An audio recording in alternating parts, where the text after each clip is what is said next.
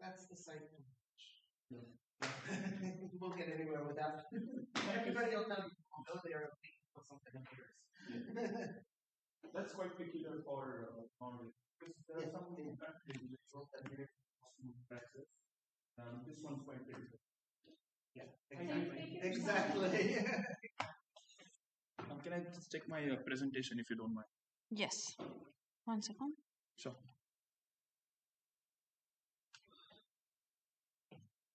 Actually, most of the citations for my presentation are also from there, from Norway. You will speak from this side or from this side? Actually, do you have a pointer? If not, I'll stay near the. There was a long stick. Oh no, I'll stay near the computer so I can change the slides rapidly. Yeah. Oh yeah.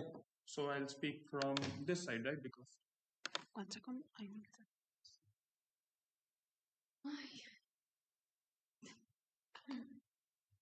got it. Okay.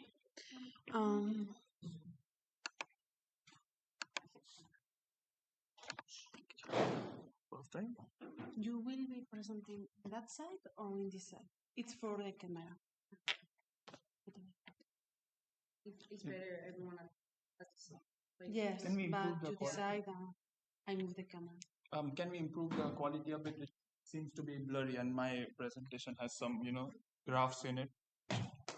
The title, Yeah, same. access titles. My should be- maps, the color. The white one. The white one. Okay. No, it's the thing is, it's But a make bit. it big first, and then do you see the white? This one?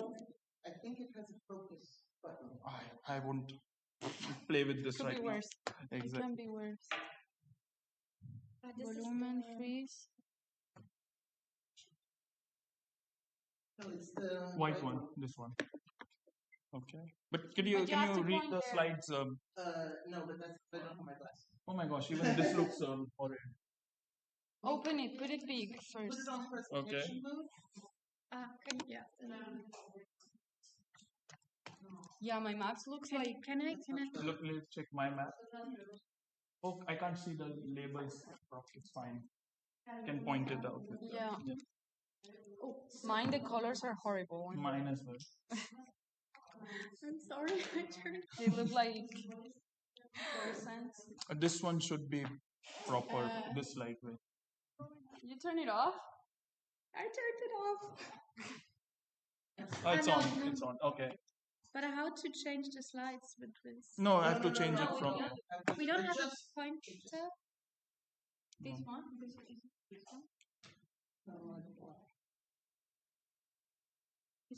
It's not. It's not working. No, people are doing it. Oh shoot! I do have a pointer. That's something you can try.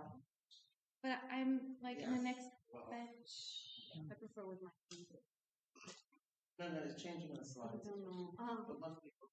Because I have like a lot of animations which are playing. I need to. Shit. Okay. Sorry for my language. Maybe the colors look okay. They should look different, but they are quite great. But just stand next to move the keyboard so that it's next to on the edge of the desk, and then press the. Yep. Yeah. But I need to know if. From here because I need to move. Okay, so I remove this one. Okay. But it doesn't matter. You remove it. Thank you. Yeah, I'm fine. Hello. So good. Can we improve the resolution a bit? Because I you don't know see, how to do that. because you see there is a standard error point here, but it's not seen over here, and it's I wrong. don't know how to do that. Yeah. Because at the beginning we went with numbers, now we go with letters. And then we changed. It's fine. No worries. Oh yeah, because of the. Do you want to check your? The pointer is not working. when the pointer isn't working, you have to press.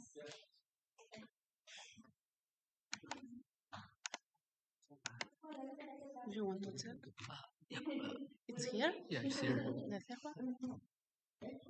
Yes. Okay. I don't. It's okay.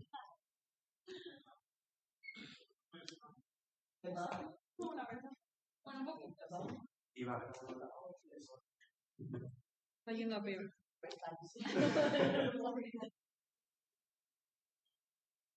¿Os pondréis en el salón? Sí, vale. A mí, o sea, a mí también, pero... I think it's fine.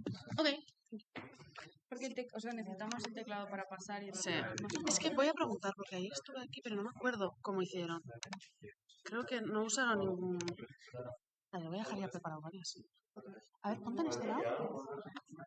¿Y si fueses a presentar? Espera, que esto va con retardo. Ah.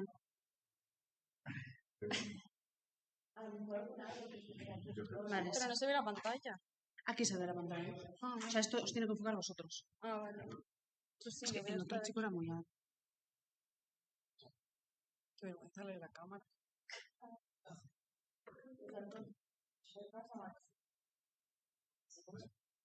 ¿Ha llovido?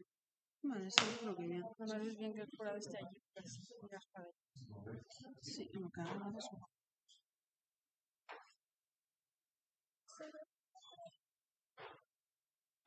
¿Dónde está? Aquí. Ah, Pero es por el color. ¿por qué se apaga, no?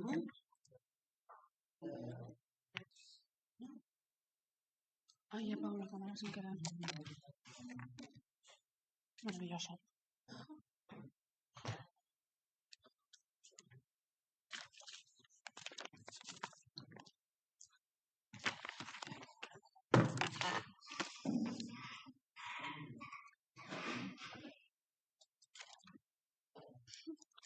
No, he apagado la cámara sin querer.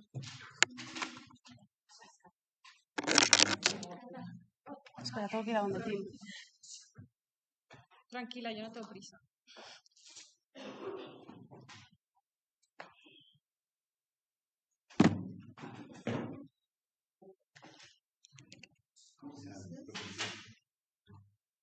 It's hers.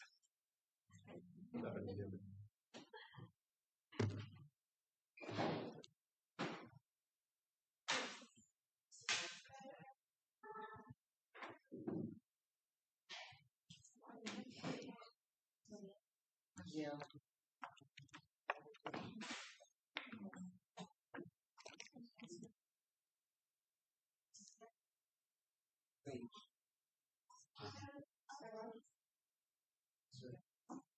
Yeah.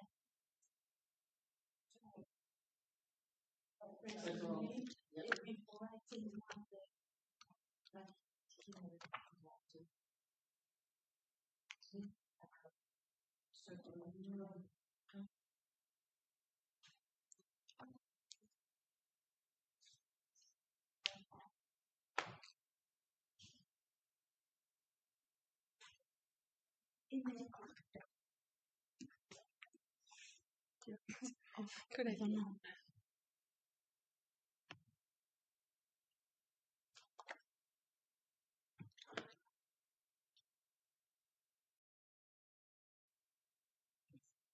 Okay. Voilà, that's Thank it. you so much. So if you double click it here, the presenter, if you Yes. double click and then you can Okay. deactivate and activate, Okay, so please. turn it off and on Okay, again. thank you. Should be good. Thank you.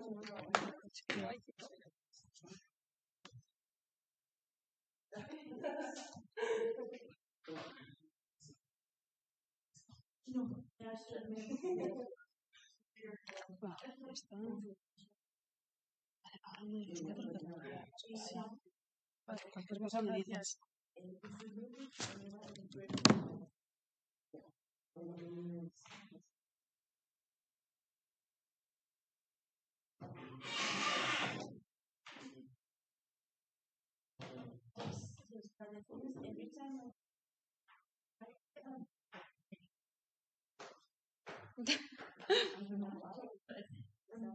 ¿El volumen del micrófono o de...?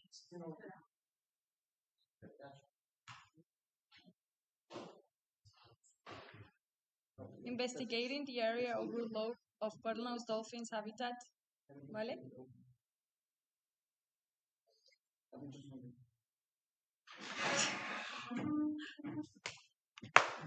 Vale, se oye muy bajo.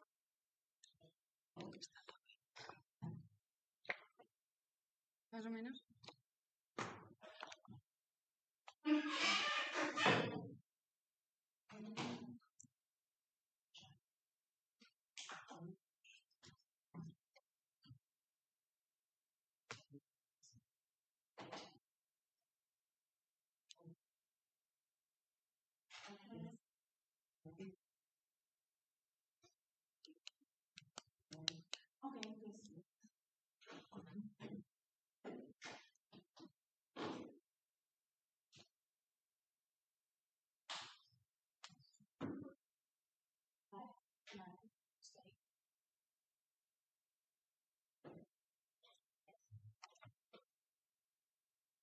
We can start exactly on time.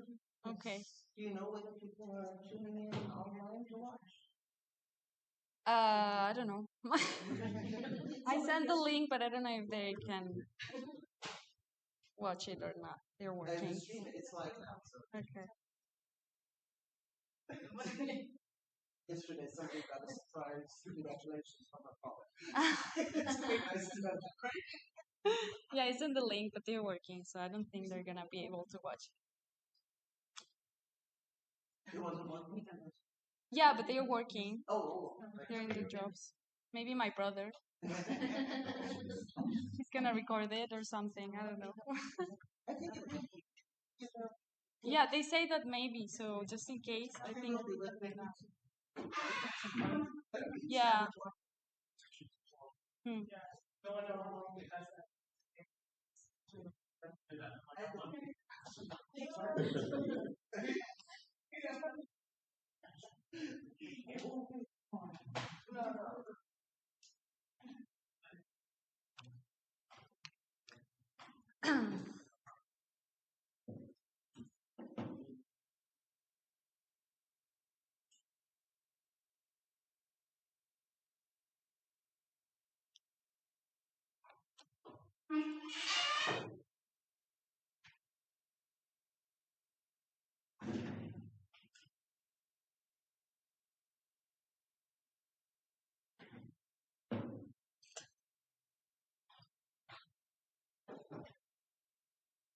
I'll use the 2 minutes.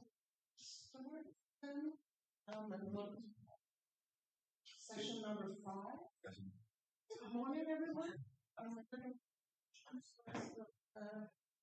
Enjoy your morning this morning. And here we have Carmen, also here, and Laura and Alice also. I tell you, Robert also come. So they north side, but all facing the Atlantic. And 2 minutes ago to start. Okay, I wait. It's fine.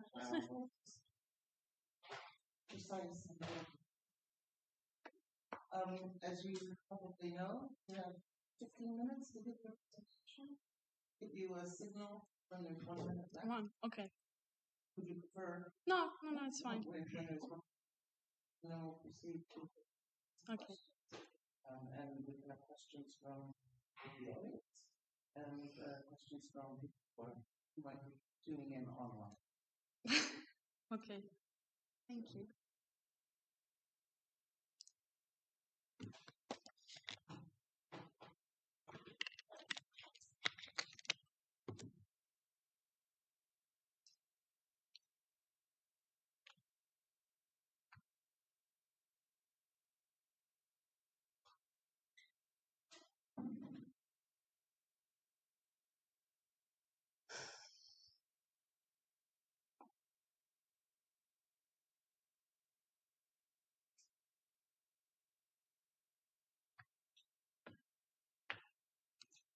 Good morning, everyone. Thank you very much for being here today. My name is Almudena Diaz, and I'm gonna talk about my master thesis that consists on investigating the area overload of bottlenose dolphin habitats and tourism activities in Montenegro.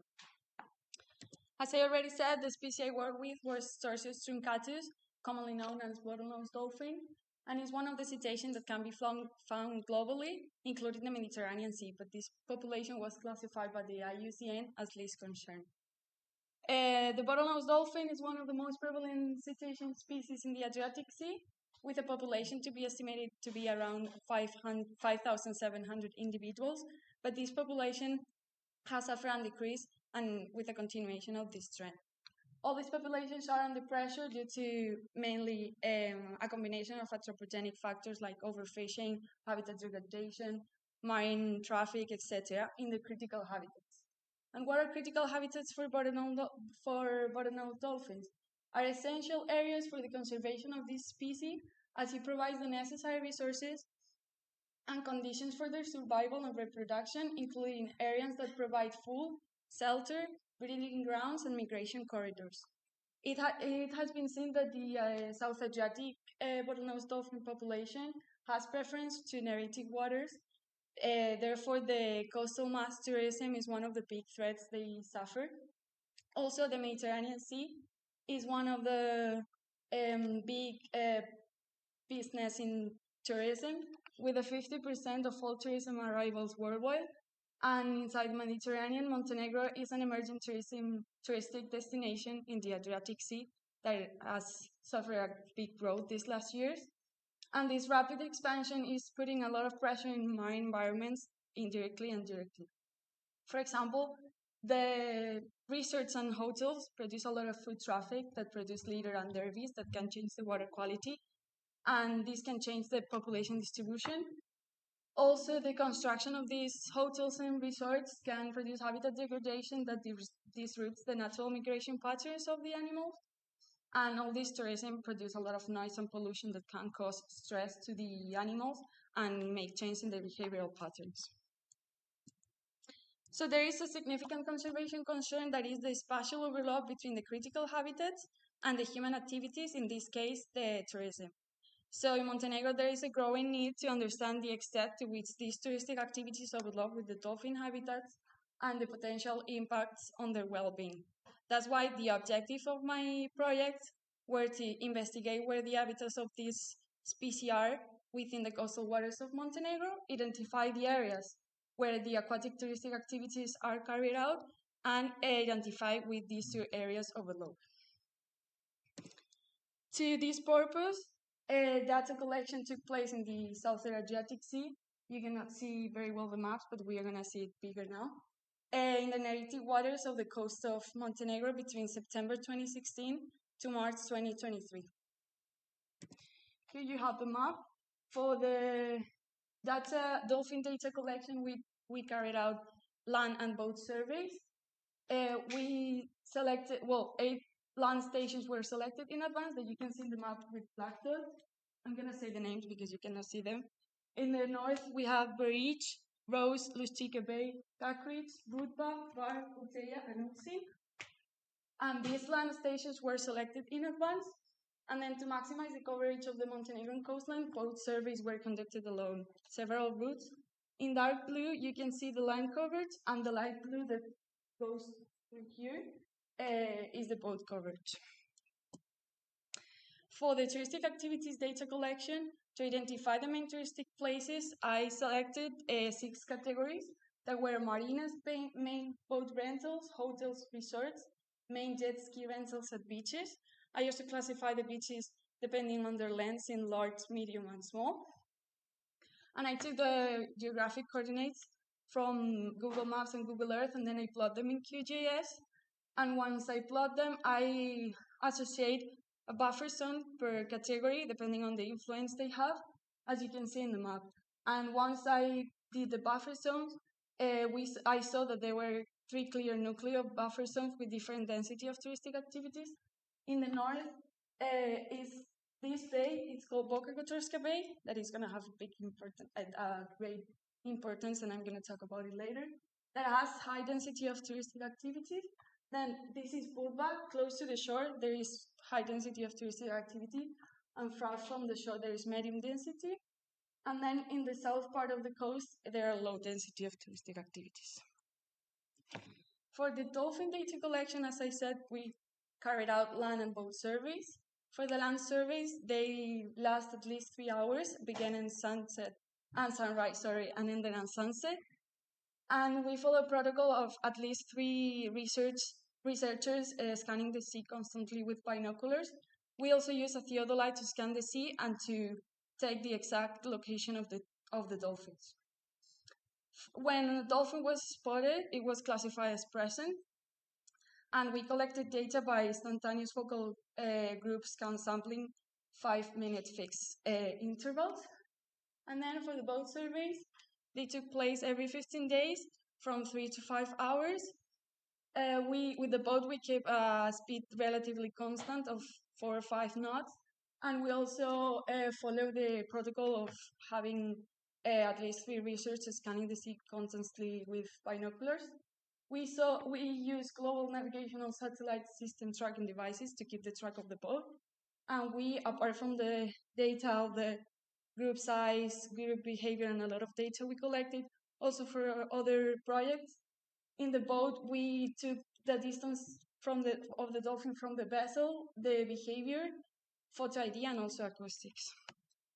But I didn't use those ones in my project. For the data analysis, I map in QGIS the selected tourism categories and the spatial distribution of bottlenose dolphins during the 4 seasons, spring, autumn, winter, and summer, And then I create kernel density maps with QGIS and ArcGIS. And to calculate the exact percentage of overlap between these 2 areas, I use RStudio to calculate the overlap of the vector layers I obtained from QGIS.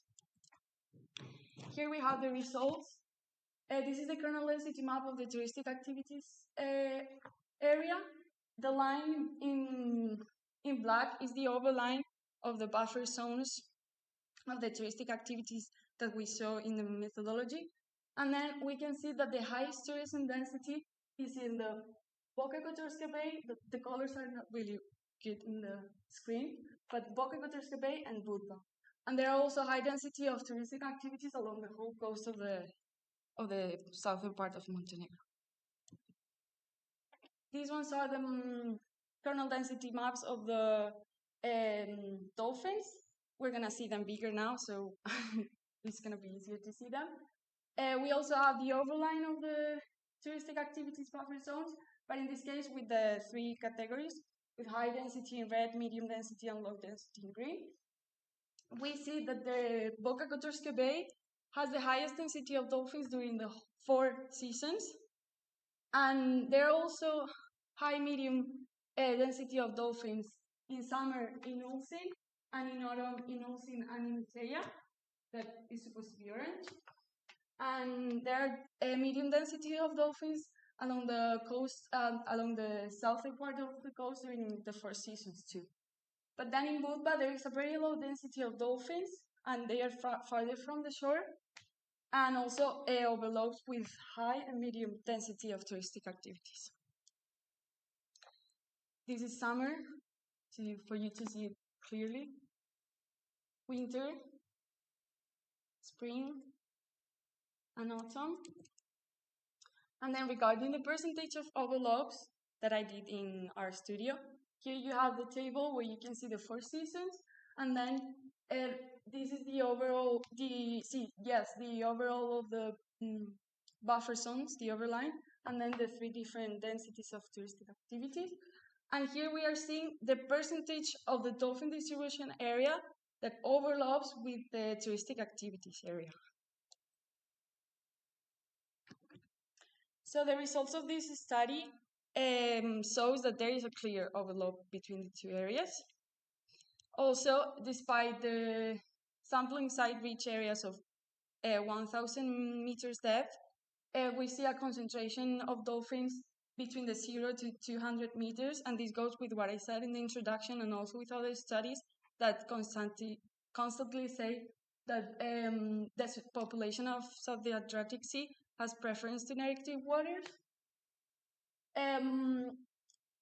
The high density of dolphins of Boca Kotorska Bay, despite the high touristic activity density that there is in that area, shows that this bay has a great importance for these dolphins, and the literature confirmed that. And this is because it is thought that they use it as a temporary residence area for feeding mainly. Then the southern part of the coast has, like I said, medium, high, and medium densities of dolphins, and overlapped with low densities of touristic activities. And this is because dolphins prefer habitats where human and boat interaction are relatively low. And then in Budva, there is no dolphin density, and in comparison with Boca Kotorska Bay, it also overlapped with high density of touristic activities, but in this case, Budva has a long-term impact of touristic activities because the tourism in the bay recently started growing, and Budva has more time on the tourism development. And also from the Budva sampling site, we saw the dolphins farther from the shore, and that makes for the researcher to have a bias. It's more difficult to see them because they are farther. And this is because it is thought that, well, it has been seen that the dolphins use the Montenegrin waters as corridors for migration. Regarding the percentage of overload, during all seasons, we can see that all the percentage are between 35% to 60%, and these ones are really high values because having almost more or less the 50% of the dolphin habitat overlapping with the touristic activities are high values because, as we know, tourism affects the dolphins. The highest overlap is during spring, and this is because the foreign and prey availability. Squids is one of the prey that dolphin eats, and their breeding season is during spring, that they go closer to the shore to spawn, and then dolphins go also closer to the sun to eat these squids. The next one is winter, and is because there is a high productivity and greater abundance of availability of prey, and also because there are favorable environmental conditions, and there is less presence of humans because in winter there is no tourism in the coast of Montenegro. And also something similar happen in autumn, and in summer we found less overlap because the temperature rise and the water gets warmer with bigger currents that brings less nutrients, and also because the peak of tourism in Montenegro is during summer. So as conclusions, first, there is a clear overlap between the touristic activities and dolphin habitat in Montenegro, mainly the Boca Kotorska Bay and in spring. Second, dolphin may prefer areas with less touristic activity, with the exception of Boca Kotorska Bay, due to its great importance for dolphins. 3, it's important to understand the threats that bottlenose dolphins and other cetaceans face, and the overlap of these threats with the critical habitats, because also we have to identify these habitats and these threats to protect the habitats and to ensure the survival and the recovery of the species that are in danger, creating also effective MPAs. And 4, as future research, I think that it's important to understand what are the specific mechanisms driving dolphin distribution patterns, and assessing the long-term consequences of these threats, the anthropogenic activities, on the habitat use and the overall population dynamics. Thank you for your attention.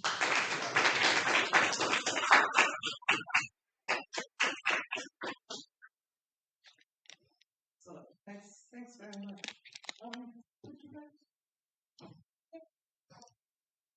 Well, first of all, congratulations. Thank you. It was a great presentation and a great work. I have a couple questions. Well, first of all, I want to say that some of the races you put on your presentation, the green is not. Yeah, I realized that today when we were. You see from here and something you need to have in mind for next presentation. Yeah. You need to check the contrast of both colors you put on your slide. And for questions, can you repeat how was the data collection for the touristic activities? Yeah, it was for several years, but don't collect that data personally. No, I collect all the data personally for the touristic activities because studies were not done about this at all in the Bay.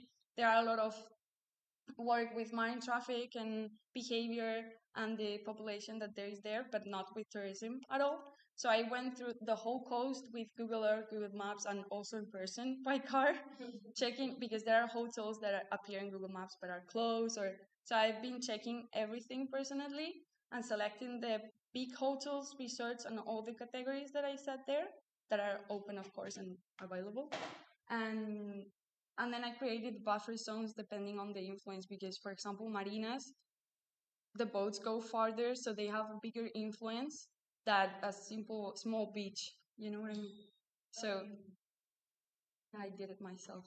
And as you say at the end, there are less tourism in winter, which obvious, but the density in your maps, the density is the same for tourism where the lines end is the same on all the graphics. That's because they reach the same length going inside the water, inside the sea, but it's less amount of tourism. I'm going to explain some other way.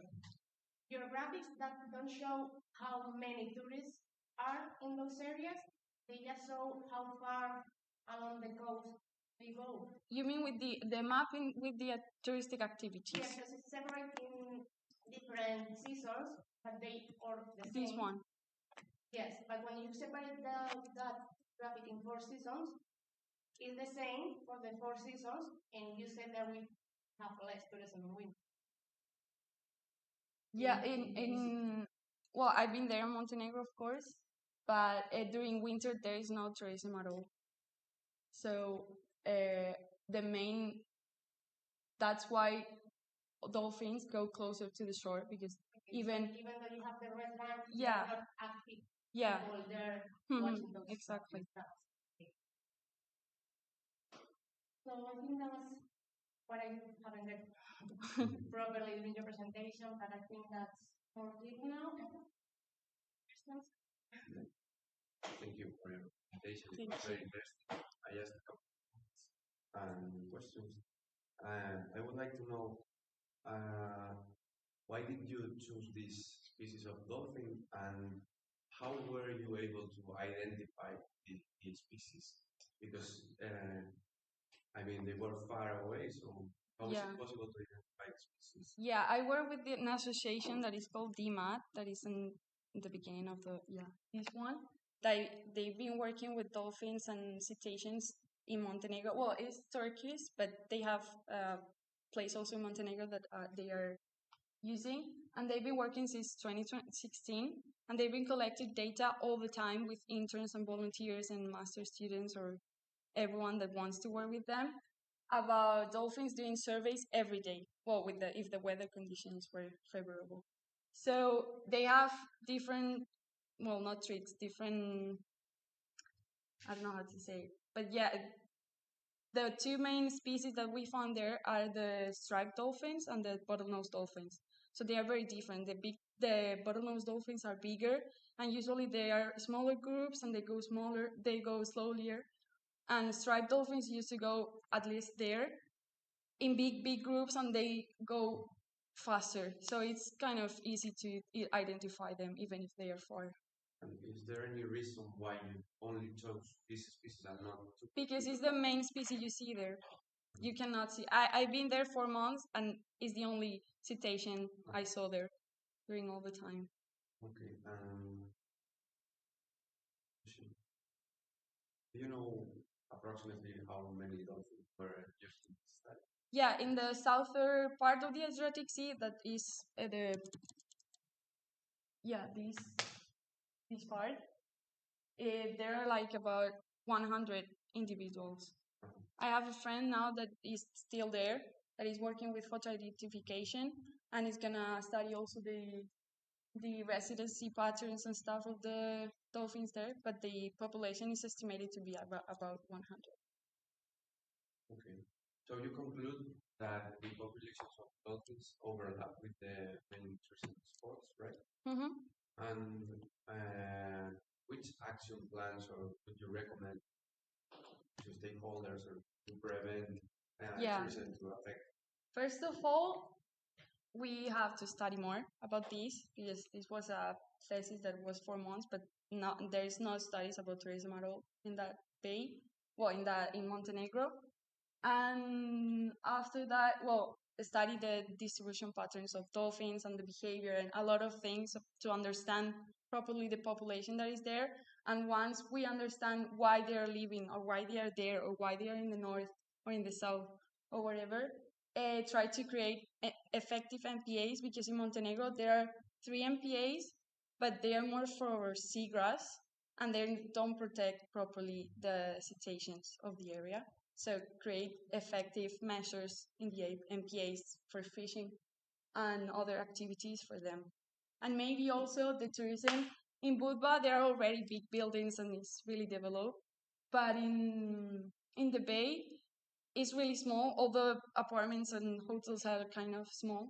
So maybe try to, in the bay that we know that there are a lot of dolphins, try to make a sustainable tourism or create, I don't know, some measures also for that. Okay. Thank you. Thank you. Okay. And congratulations, Almudena. Thank you. I like that part. And I'm my colleagues that the choose of color as not the right one. They have great effort making all these maps, plots, and everything. And it's a shame that we cannot appreciate with detail the distribution. For example, there the light blue is we cannot see nothing. Yeah, it's the same because, well, I realized 2 minutes before the presentation. I couldn't check in a screen. This is something that you can, the work is done. And also some of the questions that I was thinking, they already make it. So, and just adding one little thing, because I'm also working with status that in the Atlantic. And it's known that genetically there are different types, the one that are from coast and the one that are from Atlantic. So the coastal population that I showed the first one are more endangered. They are less viable genetically. So you have here a melting pot, like with the population with less genetic viability and with a lot of interaction with tourism anthropogenic impact. So I think it's a very important work, and the government of Montenegro should know what happened and at least take some action. And already I told you about that. And indeed, I don't have much more to discuss. Thank you. Also, DMAT, apart from doing all these studies, is also working a lot with citizen science, and they were in Boca Kotorska Bay, that is where I was living. There are a lot of small fishermen, and there is a lot of fishing there, so they are working really hard, going to marinas and stuff, putting papers saying how they have to treat the dolphins, or they are doing also a good job. And just one curiosity, now that you mentioned that, because here we have a big problem with the interaction with fishermen.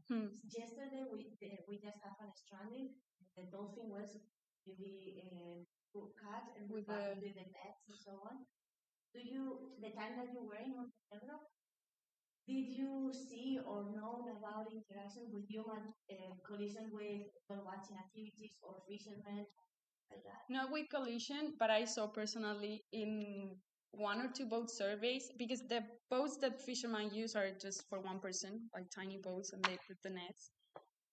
When they see a dolphin, they chasing them, just go straight to them. Because in the boat service, we try, when we see a dolphin, we wait, we keep the distance, like the protocol with all the protocol and stuff. But they don't. They just want to see the dolphin, go straight to it. So we are trying to make them understand that they cannot do that. Curiosity about that you just said. That's because they want to scare him away so they can fish, or they want to solve? No, curiosity. It's just curiosity because I know that there is fishermen that hate dolphins because they eat the fishes and stuff. But they in Boca Cotorsque Bay, well, I'm talking about it because it's where I was living and I know more the bay than the rest of the coast. But there was a dolphin salon. This is a curiosity. A long time ago, that was living there the whole time, and he was even swimming with the people there like all the time. So they like dolphins. They don't hate them, so they don't try to kill them or. I think there are both type of people, but in general, there's not a hate to dolphins. Are there any questions from?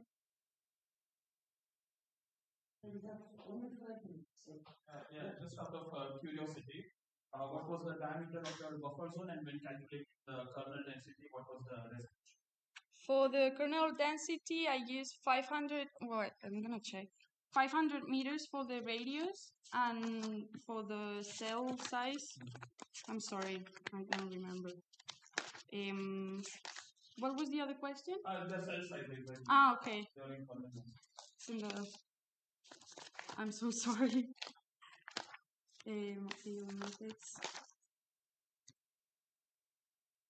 Yeah. No. Maybe you can answer. Yeah, I can show you later. Sorry, I have here but around 500 meters. Yeah, I was just curious if there's scope of QKS and RKS. Yeah. Yeah, because for the kernel density maps in QGIS, I use QGIS to do the kernel density map of the touristic activities because it comes from points, and I could do it with the function size heat map. And for the dolphins kernel density map, we have points because in the surveys, you're seeing a dolphin and you take the point and then you see him again and then another point. So at the end, there are lines. I cannot take each point as a different dolphin because the data is wrong. So there are lines, and in QGIS, you cannot do kernel density maps with lines. So I had to use ArcGIS with the kernel density function. Thank you. We have to move on, but I have one question. Okay. I have a lot of questions. My biggest question is your table. That's it. That's all your results, right? Yes. So how big a difference is there? And why do you have two decimal places? Because what's the difference? 12.93 and 12.82. And whether or not, how do we know whether the difference from summer for the high, for the difference between 12.93 and 14.9? How do we know if that's a big difference, a little difference, a consistent difference that you get year after year? Yeah, honestly, for the decimals, I just did it. I don't know. That's true that I should just put 12 or 13. Yeah. I mean, can you tell the difference between 12.93 and 12.96? 1 point, I think, is not a big difference between percentage. So and you're right. How do we know whether 13 and 14 are different? I don't know. I with these results, I wanted to show more the big the overall, mainly that they're high values because 50% of what I said, that more or less is between 35 to 60% of all the touristic activities overlooked during all seasons. And then comparing high, medium, and low, usually there is it overlaps more with low densities, or depending on the season, how I explain in the maps, but not going to the specific numbers, just like But if I was going to go to the government, they would ask, well, there's not a big difference between 13% and 60%. So yeah, so maybe do statistics because with the significance between seasons, or how would you do that? Yeah. Yeah, maybe an ANOVA, two-way ANOVA or something like that to check. But I don't know. you only have one number for several months, or is this the average of several months within the summer? Or is it one number? No, it's the average of month inside summer during the whole months of summer. But it's one number. Yes. Thank you. Thanks very much.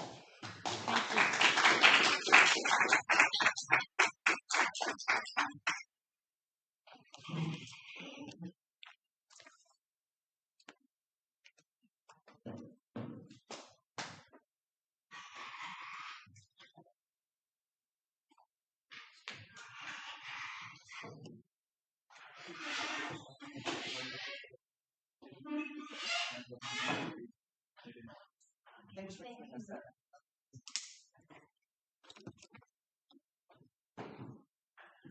Okay, so very good morning to one and all present here. I welcome you to my master's thesis defense on assessing fish welfare during fixed net capture of the southern Portuguese coast. This work was carried out at University of the Algarve in Sicimar under the ongoing Carefish project. So basically, humans have been interacting with animals in a variety of ways. It started with their hunting for food. It eventually led to domestication and finally husbandry. But all of these interactions affect the welfare of animals to a certain extent. So what is animal welfare? How can we define it? There exist three definitions because humans like making it complicated. The first one is a feelings-based approach, which says that, okay, an animal has good welfare when it feels well, but not all animals have the capacity of conscious subjective feelings like pain or pleasure. The second one is a function-based approach, which is biological. It says that good welfare is when the animal is in good health and when all the systems are functioning properly. And lastly, the nature-based approach, which is philosophical. It states that every species has a biological nature according to which it must live, and good welfare entails that the animal from that species lives according to its nature. The work was carried out taking into account the function-based approach because it is the biological one. However, there remains a severe scarcity of information about the welfare of fish, especially in the case of capture fisheries. This is because the term welfare, as we saw, itself is complex to understand and difficult to measure. Secondly, there is a perception that fish do not suffer like higher animals or vertebrates because they lack the neocortex in their brains. There's also a misconception that only the farm fish suffer and not the wild caught fish because the farm fish are in direct human control. Then there are problems in comparing the welfare implications between the different fishing gears, and lastly, a lack of welfare-friendly alternatives that are economically viable in commercial fishing. This work focused on welfare in fixed net fishing, or basically gill nets and travel nets. It focused on gill nets, and the use of gill nets for fishing affects the welfare of the fish being caught in a variety of ways, such as physical injury, asphyxiation, hypoxia, osmoregulatory distress, or thermal shock, to name a few. So how can something as abstract or complex as welfare be quantitatively measured? One way of doing it is vitality assessments. Vitality is basically defined as the measure of how alive an organism is. It is positively correlated to welfare of the fish and negatively to stress. So imagine when a fish is severely stressed during the fishing operation, the nervous system activates the endocrine system.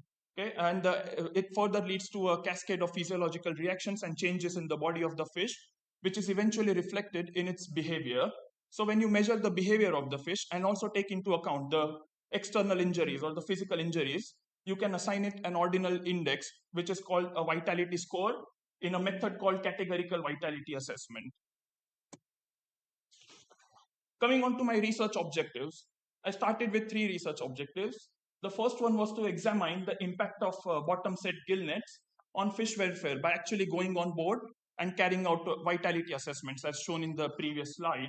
The second one was to obtain physiological stress parameters data from the targeted species and to correlate those stress parameters with vitality. And the last one was to provide measures or suggestions on improving fish welfare in bottom set gill nets. The first target was achieved completely. The second one is still in progress. And unfortunately, the third target could not be achieved during the course of this program, but we shall be looking into it in the future. The project also involved sampling of blood for the physiology analysis, and it was done under the FELASA Type C license that was issued by the government of Portugal. Coming on to my materials and methods, the work was carried out in Algarve, which is in the south of Portugal. We went on 16 fishing trips from the port of Corteira. Maybe it's not so distinctly visible because of the resolution, but that's the port of Corteira. We went on 16 fishing trips on board 2 fishing boats that were of the artisanal type and operated bottom set gill nets. Okay, coming on to the main part, the vitality assessments. They were performed on 4 species of fish that are commonly targeted by the métier. They included 3 species of sparids, Pagellus erythrinus, Pagellus acarne, and Diplodocus vulgaris, as well as 1 species of mullid, Mullus cermulatus. Ordinal vitality scores were assigned to the fish being examined on board based on their activity. They range from 4, indicating high activity and hence higher vitality, right until 1, indicating death and no vitality. So once we started examining the fish, once it was hauled on board, the vitality of that fish was checked every 2 minutes or measured every 2 minutes until death in the case of sparids, and every 1 minute in the case of mullets, because we observed that the mullet lost vitality quickly. At the same time, scale loss was used as a proxy for injuries, and an ordinal score were also assigned to the fish based on the subjective observation of scale loss, starting from 1 indicating minimal scale loss and 4 indicating maximal scale loss. That's the summary of how we did the vitality assessments. Next, coming on to the physiology analysis, we sampled blood from the caudal vein based on a pre-designed sampling matrix that allowed us not only to compare the physiological stress parameters between the 4 vitality stages, but also to check the cumulative buildup of stress in the fish due to the various onboard activities. It was not done on the Mullus cermulatus because of 2 reasons. Primarily, it lost vitality rapidly, making blood collection unfeasible, and second was that it is a highly economically valuable species, so any form of damage on the skin would imply heavy losses for the fishers. We measured 4 parameters of stress that are common indicators: glucose, lactate, osmolality, and cortisol. Unfortunately, the cortisol radioimmunoassay was unsuccessful twice, and the data are not incorporated in the analysis. Following that, the data were collected and analyzed using the software RStudio. So coming on to my preliminary results, these graphs show the percentage of vitality at landing. I hope they are distinct and clearly seen. So it was observed clearly that in the case of the sparids, the 3 sparids, a majority of the fish were landed at a high vitality rate, a vitality score of 4, which means they are highly active when landed on board. But exactly opposed to this, in the case of the Mullus cermulatus, about half of the fish arrived already dead, or they arrived at a lethargic condition and died within the first few minutes. So we can conclude from this that the mullet starts losing vitality as soon as it comes in contact with the gear in the water. But in the case of the sparids, some vitality is still lost during the soak time when it is first caught, but most of it is lost on the boat. So basically, once they are brought on board, hauled on board, they eventually die due to asphyxiation. But the time of death varies between species, and that's what we wanted to check. So a one-way non-parametric ANOVA was carried out to check for differences in the time of onboard mortality between the 4 species. And post-hoc Dunn's test with Bonferroni extension revealed that all the pairings were significantly different, except for Diplodocus vulgaris and Pagellus erythrinus, which had similar period of onboard mortality. These regressions carried out for the loss of vitality with respect to time on board gave some interesting insights. It was evident that the Mullus cermulatus, lost vitality rapidly, with the maximum time of mortality being 5 minutes. It's not the scale is not quite clear over here. It was 5 minutes. This was followed by Pagellus acarne, Pagellus erythrinus, and finally Diplodocus vulgaris. As we can see, the rate of loss of vitality was extremely slow, and the maximum time of mortality, no surprises, was more than 80 minutes. So it struggled for that long on board before death. So out of curiosity, I wanted to check how the individuals, the fish parameters, fisheries variables, as well as the environmental variables affect this period of onboard mortality. So we fit a generalized linear mixed model, and the AIC as well as the principle of parsimony were used to select the best model.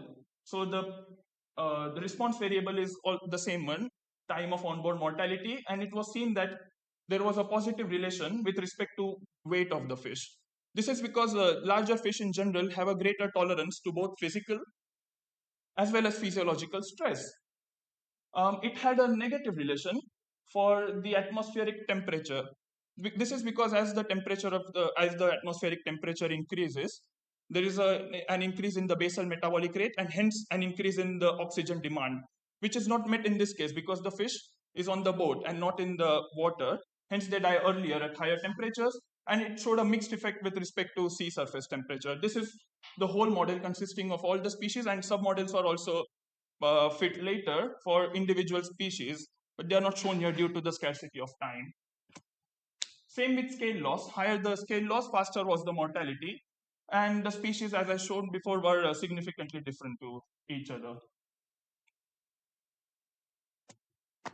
Coming on to the results obtained from the physiological analysis, to see if there is a significant effect of species and vitality on the physiological stress parameters, we first conducted two-way ANOVAs.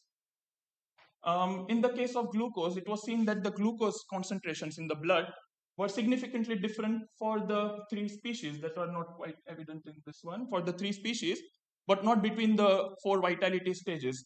This is because the concentration of glucose in the blood as well as the glycogen reserves in the liver vary not only inter-specifically, not just between the four species, but also between individuals of the same species when they are in wild. Secondly, in the case of lactate, both species and vitality were significant, and a general trend of increasing lactate with decreasing vitality was seen. This is because when the fish struggles a lot, there is muscular exercise going on, and this, due to the scarcity of oxygen, leads to the anaerobic breakdown of glucose called glycolysis in the muscle cells. This leads to the buildup of lactate in the muscle cells, and which is extruded into the blood, hence leading to an increase in vitality with increase in lactate with decreasing vitality. And finally, for osmolarity, both species and vitality were highly significant, with an increase in osmolality with decreasing vitality, the most conspicuous for Pagellus erythrinus and not so much for the other two sparids. Finally, I wanted to check if the three stress parameters used in this study can help us predict the vitality of fish, and hence an ordinal regression was carried out using a cumulative link model with the logit link. It is the most commonly used form of ordinal regression.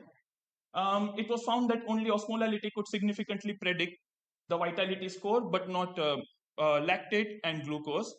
At the same time, it was also realized that when submodels were plotted for the entire model, that it was true only for Pagellus erythrinus and not for the other two sparids, Pagellus acarne and Plodus vulgaris, respectively. The effect plot for osmolality basically shows that, okay, these are probabilities, and this is the concentration of this is the blood osmolality. It was quite evident that the probability of having high osmolality decreases with a decrease in vitality. This is the model output, and there are several reasons for this. The first one being that when the fish is struggling in the water to escape from the net, there's a high uptake of oxygen, and there's also a damage to the gill lamellae. So there is a passive uptake of sodium and potassium from the surrounding seawater into the blood. Secondly, when there is a buildup of lactate, there is intracellular acidosis, and an osmotic gradient is created between blood and the muscle cells, and there is a net transport of fluids from the extracellular fluid into the intracellular fluid in the muscle cell. Sorry, remaining. Okay, to conclude, we can say that fish caught in fixed net capture fisheries end their lives in stressful conditions. The loss of welfare starts as soon as the fish encounters the gear, as we saw, and it continues until its death. However, the rate of decrease varies between species. If not all the variables were significant for the final model, this one plotted for Diplodocus vulgaris shows a decreased time of mortality with depth due to the effects of barotrauma. This one is a submodel for Diplodocus vulgaris. And finally, although osmolality was found to have the largest influence on vitality, we should not ignore the effects of lactate because it shows a similar trend as osmolality. there were certain limitations as well because the exact time at which the fish was caught cannot be predicted accurately. The sex of the individual was not considered, cortisol assay was unsuccessful, and in the future we shall be conducting similar assessments on other material like porcines and long lines and targeting sparids and clupids. And we shall be also conducting controlled experiments to determine the baseline levels of the stress parameters. Based on the findings of this study, I can say that we need to have better fishing methods. We need to fish from the shallower depths to avoid the effects of barotrauma. Also, the ascent rate should be reduced. There needs to be better handling of fish. Fish should be killed immediately after it is landed on board with efficient slaughtering, and welfare should be incorporated into marine policy as well as in fisheries management as a sub-part of sustainability. I would like to, these are the references. I would like to thank everyone that were quite supportive and good for my personal welfare, including myself. And lastly, thank you so much to you, lovely audience, for your attention. Thank you. I hope I was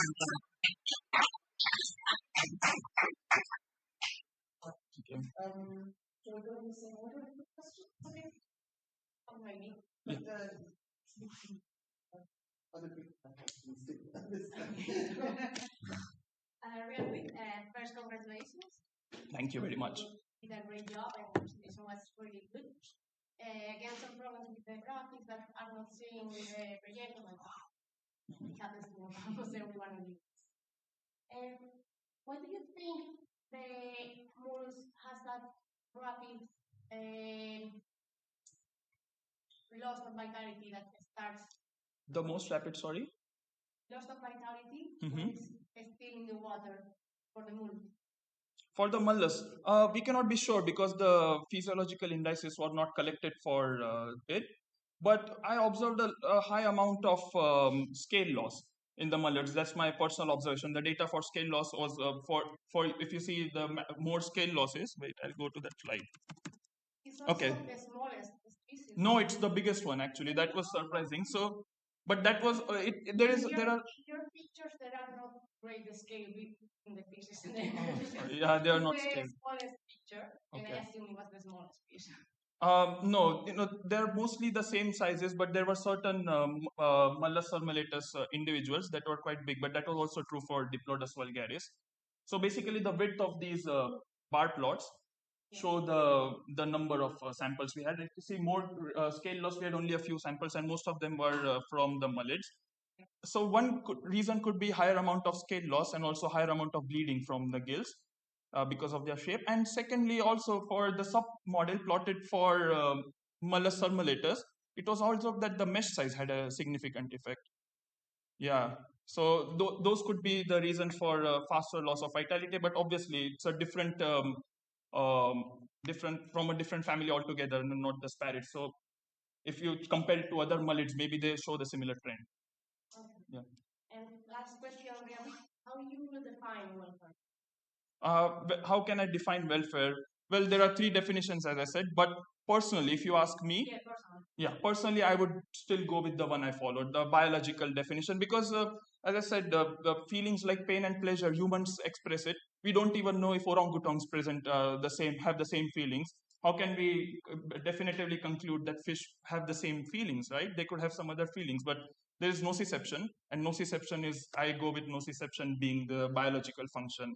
Yeah, so I'll still get.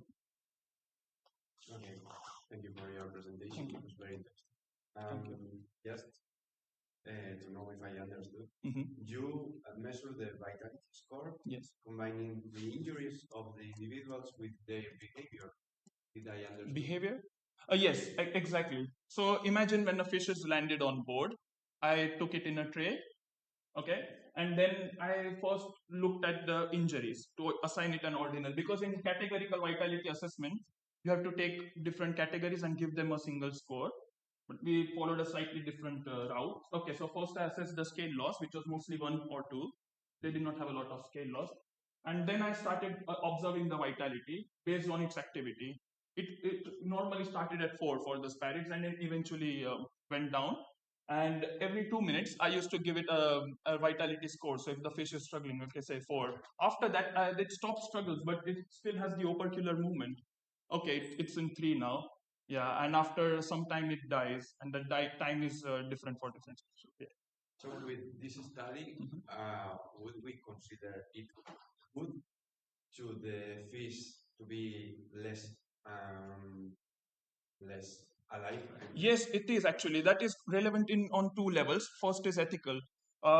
If I take, say, a utilitarian approach, a philosophical approach, I should say that okay, fish is fulfilling my protein needs, also my health needs and stuff like that. But it should not suffer before dying. So that comes from animal ethics. And second one, I did not touch on that due to the scarcity of time, is the quality of the flesh. Yeah, when the fish struggles more, there is acidosis. Also, there is higher lysosomal activity. Catepsins increase.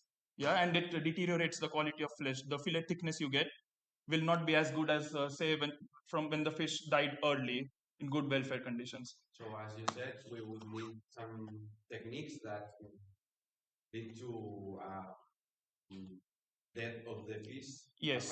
Faster. Yes. So for this one was done on artisanal fishing. The best way so far, there was a paper from Norway that suggested you should electric shock the fish. Yeah, it leads to say unconsciousness, and in that unconscious condition you put it in ice for a cold shock and it dies in an unconscious condition. But that's not possible carrying a shocking machine, a big one, in artisanal fishing. So the best way is to give a percussive blow on the blood. It destroys the central nervous system, and then you can always carry an ice box with you where you put it, or in ice cold water, rather than letting it struggle for say 80 minutes. In fact, I had to discard two individuals from further analysis because they did not die until the end of the fishing trip at 2 hours. Yeah. And just the final question. Sure, go ahead. Did you have problems with fishermen or to perform this study at the time of voting with them, or? No, they were extremely supportive actually. Yeah. They were looking forward to the results, and this presentation will be going to them next. Yeah. They actually taught me a lot as well. Okay, congratulations. Thank you. I love your energy presented in the results and Oh, everything. thank you. So you really show that you love what you're doing. I do actually. And it's amazing that you present all the results for the German because they offer you the opportunity to be also. That's amazing. And just a small question to be planned for the rest. What's the number of individuals that you sample every time that you go to a boat? Because traditional fishing is very easy. Some of them, Yes. industrial would be crazy. Yes, that was a challenge actually, because the number of individuals, especially from these four species, was highly variable. Yeah, and it was around 19 to 20 because we have to wait until one of them dies, then start analyzing the next ones. That's why we had to do many fishing trips. Yeah, I hope that answers your question. Okay. Just follow up on that. So roughly, how many fish did you get? Okay, I got 404 fish, out of which in the analysis there are 399. Two of them did not die. Rather even. Oh yes, definitely. For this one, Pagellus erythrinus 101, Diplodocus vulgaris 97, Pagellus acarne 99. There was one outlier I had to and 101. Yeah. So I wonder. I think it's very interesting that you. That makes sense. But having done a lot of action type of work, I wonder why just at those two temperatures, whereas the shock of moving from one temperature to the other might also be significant. Oh, I'm so glad you asked this question. Yeah. So actually, I looked at three temperatures. I'm not sure if they're accurate, but they're from Copernicus data. The temperature at the depth at which the fish was fished from, so that's natural temperature. Then the sea surface temperature, because there can be, a thermocline and there is a temperature shock. And lastly, the air temperature. These are the three temperatures analyzed. Now, in the final model, I could not keep the temperature at depths because it was making the model less robust. However, if there was some indication of cold shock, because the temperature from depth and sea surface temperature showed opposite trends. And the temperature for depths, if you in a submodel for one of the species, it was significant, and it could be seen that higher was the temperature at the depths, faster was the mortality on board. But then why don't you convert it from three separate variables into two differences? Differences in because what? The shock comes from the change, right? Yes, So yes. why don't you just have the delta temperature? That's a point. I can take that Now into you can do that. definitely, yeah. Yeah. Okay. So that's and I was wondering whether because the catch size is variable, right? Oh yes. And so whether you thought that any of your variables, any of your assessment variables, was affected by the catch size. So for instance, if you have a big catch as it's coming in, fish tend to squish, and there's more scale loss because there are more fish in there that are rubbing against each other.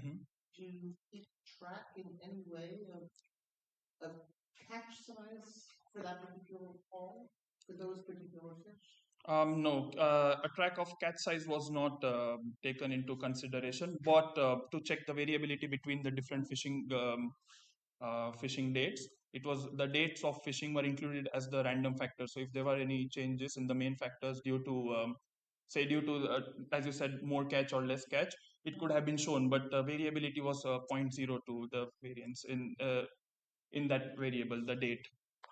Yeah, I'll show you the variables for the final model. The random effect is the date of fishing. Yeah.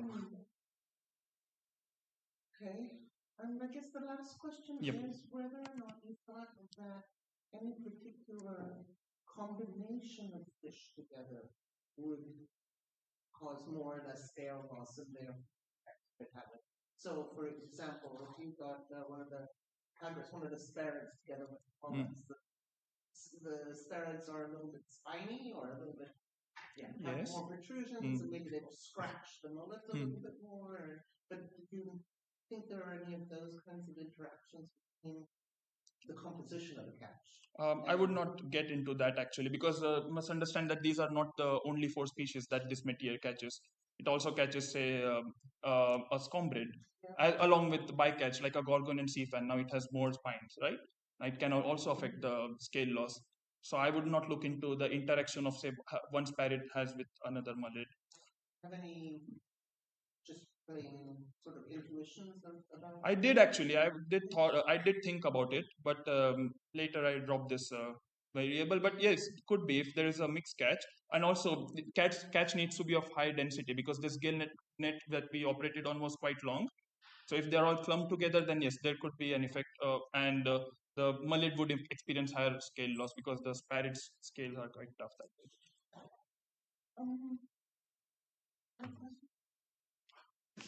Okay. That's a great question. So, as I said, there are 3 implications. The first one was fish ethics, that they should die a respectable death without suffering, if they suffer at all. The second one is about the food quality, right? That the consumer should get the best quality fish. And the last one is actually sustainability. Now, how can this be used for fish sustainability? Because a majority of the work for fish welfare is done for discard mortality. Exactly. There's a lot of work from Norway about that. Yeah, so that's why I said it should be added as a sub part of sustainability. It's important, and it will help us make help the government make better decisions in the future. Yes, Sebastian. Yeah.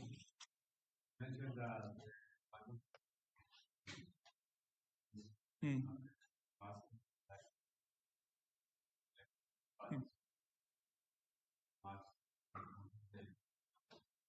Hmm.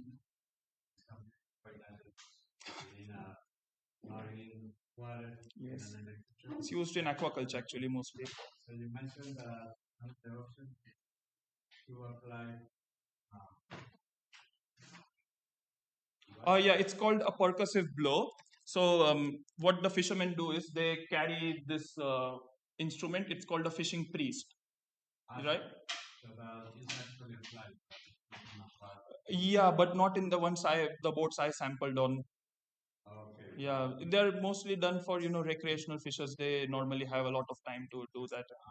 They want to ensure good welfare for the fish they just caught. Yeah. My question was if this viable, like Mm-hmm. Yeah, there could be certain economic losses, and that is the reason we need to incentivize the fishermen to practice more, to have, to practice fisheries according to the welfare suggestions. Hmm.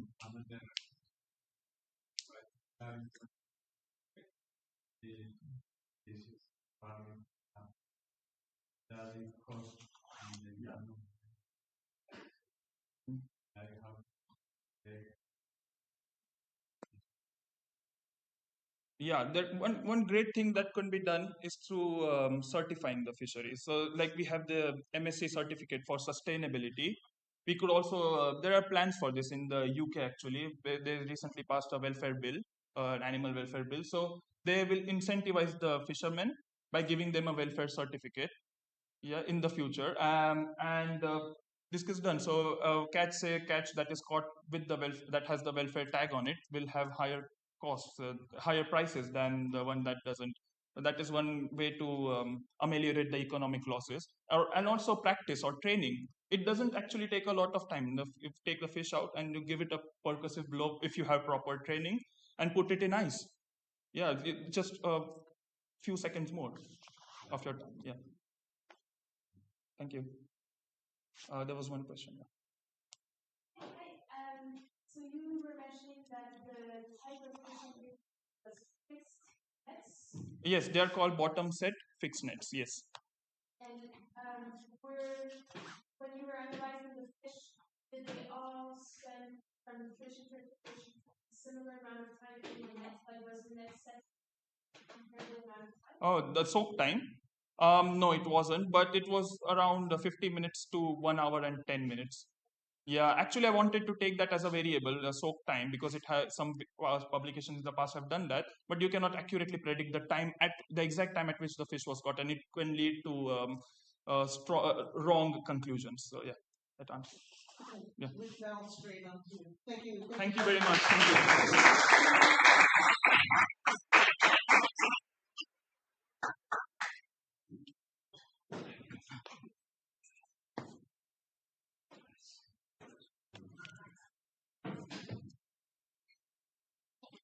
Good morning. My name is Moin, and my thesis is focused on the metagenomic diversity of double-stranded DNA bacteriophages in the North Sea. And the thesis was conducted at the Flanders Marine Institute in Belgium under the supervision of Hisham Mohammad Sheikh and Dr. Martin Derrick. First, I would like to provide some background about the marine viruses. It is estimated that around 10 million viruses are present in a milliliter of seawater, making them the most abundant entities of the world ocean. For example, if we look into this photograph, it is a fluorescent photograph from a single drop of seawater. And in this photograph, we can see numerous green dots, and these are represented as viruses. And viruses also play a very vital role in the biogeochemical cycling and carbon sequestration. If we focus on the upper part of this figure, we can see viruses can infect a diverse range of hosts, and this amount of infection can release a vast quantity of dissolved organic matter into the marine environment. And this released dissolved organic matter can be in turn consumed by different heterotrophic bacteria. So there is a redirection of energy and nutrients, which is completely influenced by viruses, and this procedure is known as vital shunt.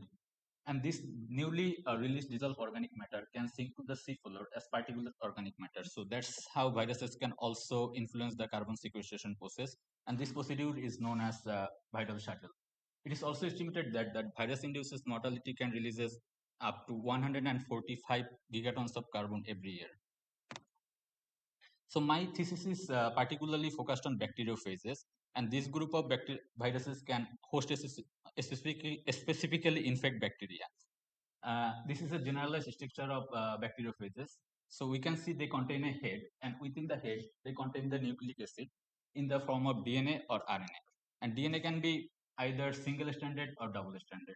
And they also contain a tail, and using the tail, they land on or attach to a specific host bacteria. Once they attach to a specific host bacteria, they inject their nucleic acid, the host bacteria, and hijack the cellular machinery of the host bacteria. Because bacteriophages don't have any cellular machinery like ribosome to reproduce by their own. So they rely on their host bacteria to replicate and reproduce. And by this, bacteriophage can regulate the bacterial abundance and microbial population dynamics in the marine environment. Interestingly, it is estimated that around 20 to 40% of the total microbes of the ocean are infected by viruses every day. So despite their ecological role in biogeochemical cycling and microbial evolution, our knowledge about the North Sea biome is still limited. And North Sea is a economically and ecologically important area. They support diverse planktonic population, and planktonic populations are highly influenced by viruses. So in order to look into the diversity of bacteriophages in the North Sea, water samples were collected from in total 9 sampling locations, and which includes 7 stations in the North Sea marked in white, and 2 other coastal samples, which is technically also part of the North Sea, a jetty in the Dutch coast in Netherlands, and a spuicum, which is a marine salt lake in Ostend in Belgium. So the objective of my thesis is to look into the diversity of double-stranded DNA bacteriophages in different locations of the North Sea. To look into the diversity, we'll look into the taxonomy and lifestyle of phases, and we will also predict the potential bacterial host for these viruses. As I mentioned earlier, bacteriophages require specific host bacteria to reproduce and replicate. So in short, this is the methodology. So DNA was extracted from the water sample, and a short-read next generation sequencing was performed to get the metagenomic raw reads. But these two part was not part of my thesis. These were done earlier by my supervisor and by the lab. So my thesis was focused on the metagenomic raw reads and their subsequent bioinformatic analysis using the high-performance computing cluster. So initially, we did a quality control check of the metagenomic raw reads in case of their adapter content and GC content and everything. And then we also performed a trimming step to remove the low quality base pairs and also to remove the adapter sequences. Then we, once we had the clean read, we performed the assembly of this read to get the subsequent contigs using a tool called MegaHit. And from this contig, we identified viral contigs using Genomat, which is also a bioinformatic tool. Once we have the viral contigs, the total pool of viral contigs, we ran a completely different pipeline. And we predicted the family of phases. We also predicted their host bacteria and what type of bacteriophages are they. Coming to the results, in total, we have identified more than 50,000 viral contigs belonging to 4 different realm. Interestingly, 99% of this contig belong to a particular realm, Tuplodienevidia, and this realm include double-stranded DNA viruses. So my thesis is focused on double-stranded DNA bacteriophages. So from now on, we'll particularly focus on only Tuplodienevidia realm. And if we look into different stations, in the x-axis we can see 9 different sampling locations, and in the y-axis we can see the abundance of 4 different viral realm. We can see they are not homogeneously distributed. If we look into 2 coastal samples, we can see the spuicum has almost 5 times more abundance in terms of viral contigs compared to the jetty. And if we look into different North Sea locations, we can see some stations are highly abundant compared to others.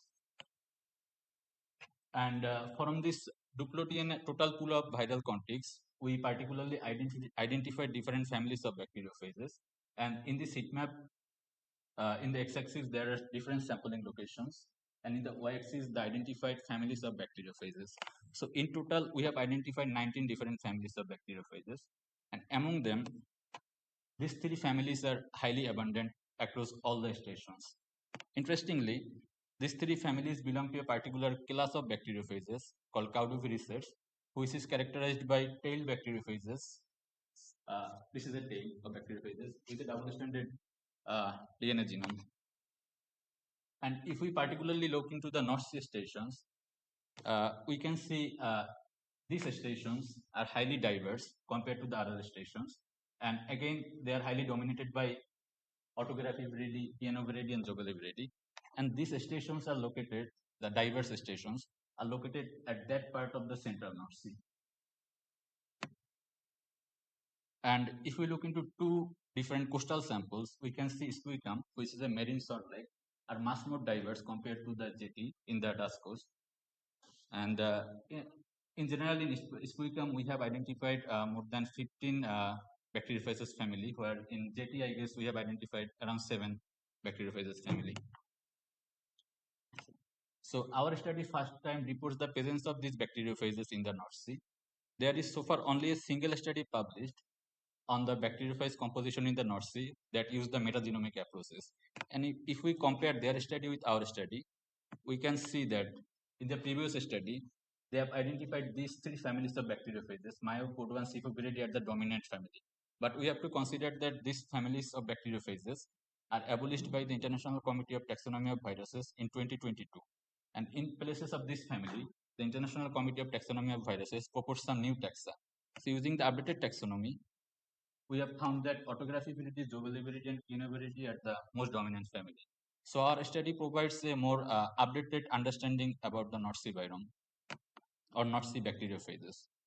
So coming to the potential bacterial host for the phases, I would like to mention again that bacteriophages rely on specific bacteria to reproduce. So we predicted the specific host for these bacteriophages, and in total we have identified predicted 124 bacterial species, and among them these 5 species are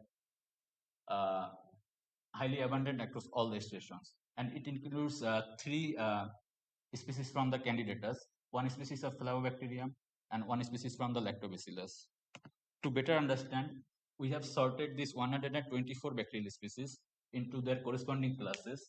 So in this heat map, in the x-axis there are different sampling locations, and in the y-axis there are different classes of bacteria. So we can see in total we have identified 17 bacterial classes, and among them 5 classes are highly abundant. It includes alpha proteobacteria, gamma proteobacteria, bacilli, Flavobacteria, and Cyanophysia. And if we look into their phylum of these classes, these 4 phylum are highly abundant.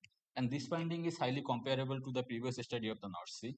In the previous study, they also predicted that Pseudomonas and Cyanobacteriota are the dominant bacterial host. This is also same for our case, but we have identified some new bacterial host. That was not the case of the previous study. So coming to the lifestyle of phases, I would like to provide some background information about the type of phases initially. So bacteriophages can follow 2 lifestyles. First one is a virulent phase. In a virulent phase, bacteriophages follow a lytic cycle where they attach to the host bacteria and ultimately kill the host bacteria to reproduce. And this is called a virulent phase. Bacteriophages can also follow a temperate lifestyle or and in the temperate, which is called temperate phase. And temperate phase can follow both lytic cycle or lysogenic cycle. In the lysogenic cycle, bacteriophages inject their genome into the host bacteria, but without killing the bacteria, they follow a dormant lifestyle. So in our study, we have found that, I think the resolution is not that good, but this is the virulent one. So we have found that the majority of the bacteriophages follow the virulent lifestyle. That means they inject their genome into the host bacteria and ultimately kill the host bacteria to reproduce. And this is the overall representation of my results.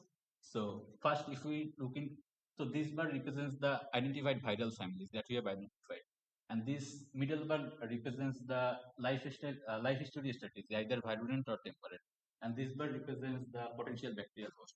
So to better understand, if we follow a particular family, for example, this is the autographicity. So they can follow both temperate lifestyle and virulent lifestyle.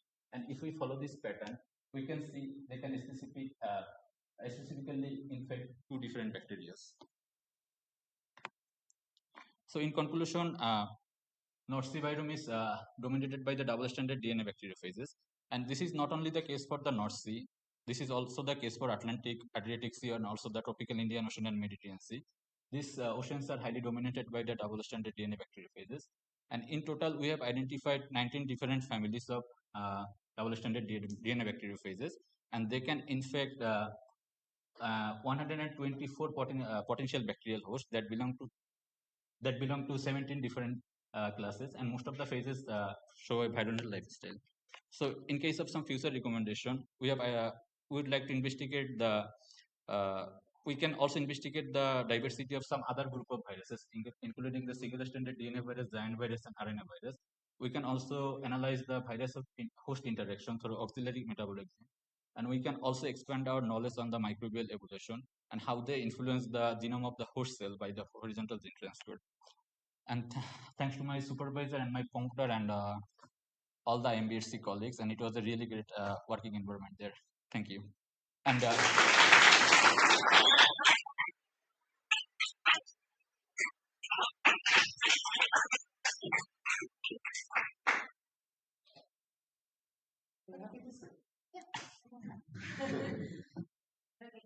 Congratulations. thank you. Always, this was a great job and that representation. Let's have a couple of questions. First, when you measure the amount of viruses present in the 9 locations, you have a few with way less viruses and a few with a lot more. Those is related geographically with the locations with a higher abundance of virus are the ones from a specific geographic location. All right. So first, understand. Give me a second. Yeah, that one, right? The other one, the 2 slides before, that one. That one. All right. All right. So with a higher amount of virus are the ones from more at the north. More in the central location of the North Sea. So they are geographically. Yeah, they are not homogeneously distributed. And if we look into the previous studies of the North Sea or global ocean, the viral population are not homogeneously distributed, and they are highly influenced by the environmental parameters. For example, pH or salinity or different biotic and abiotic factor. And North Sea is a highly dynamic environment. There are some locations that are characterized by low salinity. Some locations are characterized by high salinity. So these abiotic and biotic factors can influence for example, the composition of the bacteriophages in different geographical locations. Yeah, that was good. I just wanted to know if they are all like more close together. Yeah, they're in the central part of the North Sea. Okay. And just as a of the viruses that you identified, they are all equal in terms of morbidity or lethal, how bad they are, or they are a few that stand up like all right, the most lethal viruses. So understand. Luckily, these bacteriophages are not virulent to mammals or fishes or any other kind of organisms. They are specific to bacteria. So that's how they also have some medical implications. So, for example, we can include them into bacteriophage therapy to combat the pathogenic bacteria, and it is highly implicated nowadays in aquaculture also to combat the fish bacteria, multi-drug resistant fish bacteria. So luckily they are not pathogenic to other organisms. That's all from me. Thank you for your presentation. Thank you. Well, I had some similar question about this. 2 coastal samples. Why do you think that they are so different? All right. You said one has like 5 So times. So Ispicum is a marine lake, marine salt lake, and jetty is like an open environment. So this is my idea. Like Ispicum has a greater degree of isolation compared to the jetty, and this reduced connectivity to the ocean sea. So it can result in a more localized population of bacteriophages in that particular location. So they can evolve independently and with increased genetic differentiations. And also it can be possible that they can support a specific ecological needs for these viruses, because a marine lake is a completely distinct environment in terms of biotic and abiotic factor. But I can't say for sure, but if we have the environmental parameter data, for example, pH, salinity, or something, nutrients, phosphate, and nitrogen, maybe we could do a PCA or something like that to correlate the biotic and abiotic factor with the composition of different bacteriophages. But that's the general idea: reduce connectivity to the ocean sea. But this is a more stressed environment. And regarding the methodological part, which database did you identify? So mainly we use the RefSec database from the NCBI, and so these different tools mainly use different databases, but mainly from the RefSec database from the NCBI. Is there any standard pipeline or method? So there is no standard pipeline. So this is what I'm presenting, but we have to try different other tools. But these tools give the best results, giving the short amount of time and the computational power. So we selected this tool for our, and we developed this pipeline for our analysis. And what do you think of the of the That's a good question, and that can be a completely different discussion, because what we are, what I am presenting right now is the 20% of my all data. So 80% of my data is discarded because there is no message with the databases. I asked you that because I have also worked. Yeah. So yeah. And I was also like yeah, exactly. So more than 80% of my data it's a kind of no use. So a robust database is definitely required for for this kind of analysis. But metagenomics is is actively growing field, and I think multiomics field is also growing. So I think it's doing better nowadays compared to the previous time. Okay. Congratulations. Thank you.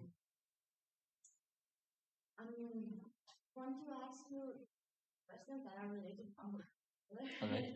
The first one is, as you already mentioned, these kind of studies to describe by this kind of virus, normally they are related, for example, with medical therapies. Yep. In this case, in this particular case that you are studying, what could be the application of studies? All right. It's a really interesting question. If we look into the bacterial host, we can see basically here, and I think it's a pathogenic bacteria to fish or to other bivalves maybe, and we have also identified several. Yeah, also to humans definitely. And we have also identified some Vibrio, for example, as the potential host for this bacteria.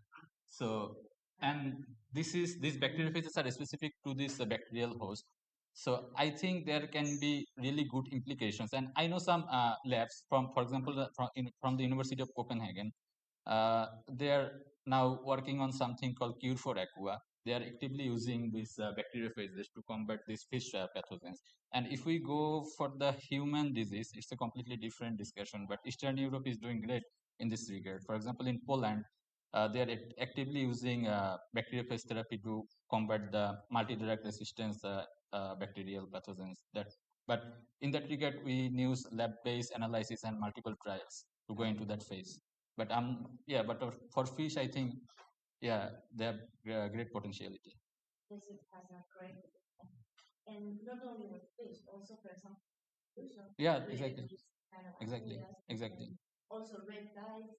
For example, in case of cyanobacteria, giant viruses are doing great, because it has been shown that if there is a higher algal bloom, there is another kind of viruses called giant viruses. So they can control them. Yeah. I really enjoyed the lively discussion. It's great to see all sorts of. Thank you. And it's particularly because we get to this point being really relaxed. And in fact, it would have been very nice if we left a little more time for this, because obviously this is where you're real long time. But I'm sort of in horror of releasing the manufactured thing on red tides. Don't we have enough problems with stuff like that? But certainly also for shrimp. Shrimp diseases, because it's very difficult to vaccinate. And fish. And one question I did is, did you get any? Were there any unexpected hits in because this is but everything else always worries about things, or did you get a clean data set already? Had that already figured out ahead of? Yep. So once we get the context, there is quality check on every stages. Once we get the context, we get the quality of the context in case of their size and the quality. And we only selected the good quality context and good quality reads for that. But in case of each, there are certain threshold. For example, from a scale to 0 to 1, we choose 0.99 as the threshold, for example, to consider that as a hit. Yeah. I guess my other question has to do with the practical basis behind, because of course the study of viruses is only about a decade old. Yeah, it's not that old. Yeah. And a lot of the red queen or eat the, kill the leader or sorts of things. So do you follow that kind of theoretical model literature for the ecology steps? So I'm really excited about the further study in this field, and I'm really looking forward to the biogeochemical implication of these viruses, specifically from the deep sea. These are particularly interesting. So we have this data, and we can explore different dimensions with this data, and we can tell different stories. So this is just the basic approach. We can specifically look into different genes, different proteins. We can look into their phylogeny, their evolutionary history, and everything. So we can go to different dimensions with this data. So yeah, I'm looking forward to it.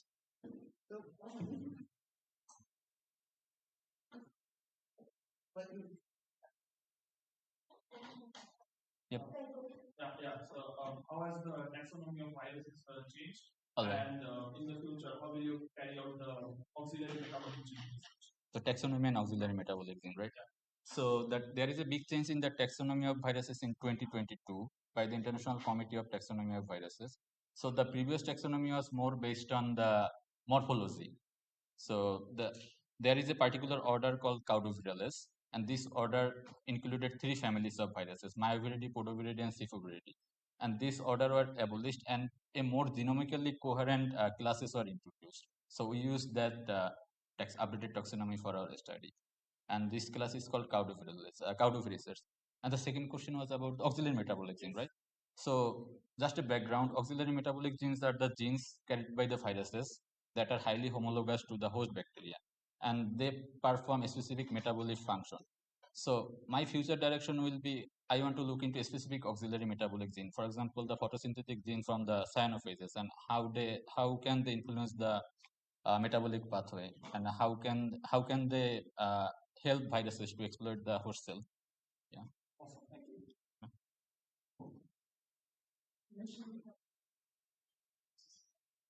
Giant viruses, right? So giant viruses, this is particularly interesting because when we think about viruses, they are really tiny, but giant viruses can be a size of bacteria, and they can also infect, I think, the eukaryotes. No, they don't infect the prokaryotes.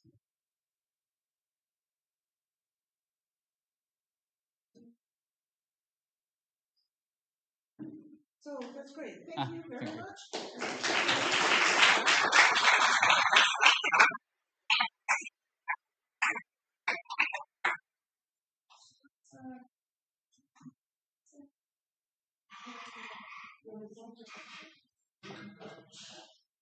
Here.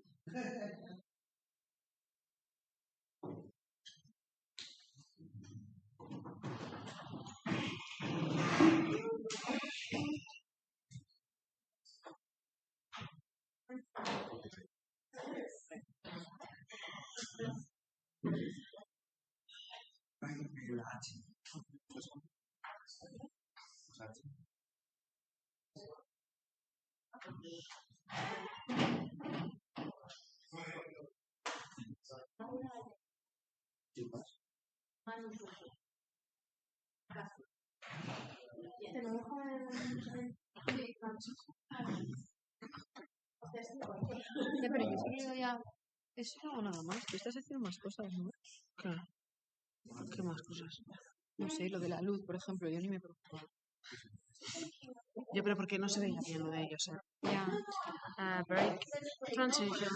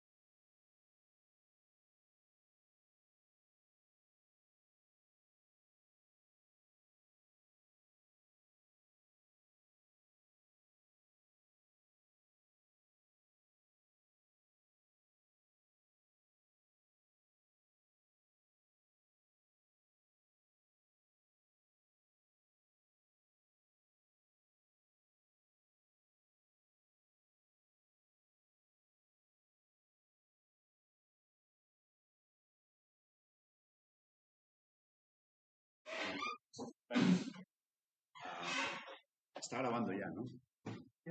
Vale.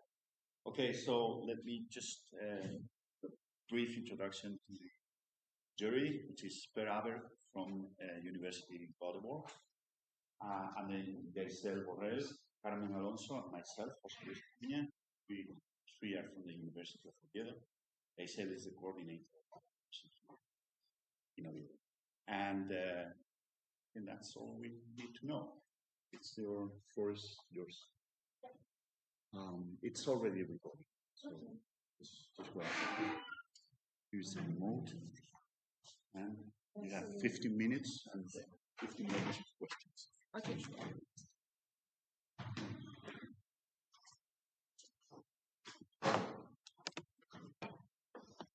The last one? Yes.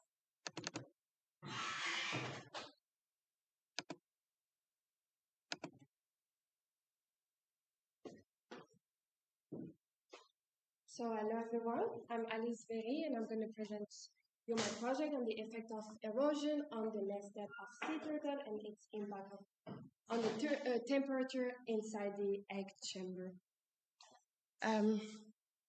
So as you must probably know, sea turtle like sex ratio temperature dependent. So there is a threshold of temperature where above it is warmer temperature will give females eggs, and below that it will be more males eggs. So the temperature inside the egg chamber throughout the incubation period is very important because it will affect the sex ratio, and maybe if the sex ratio is way towards feminization or masculinization, it can have a big ecological issue.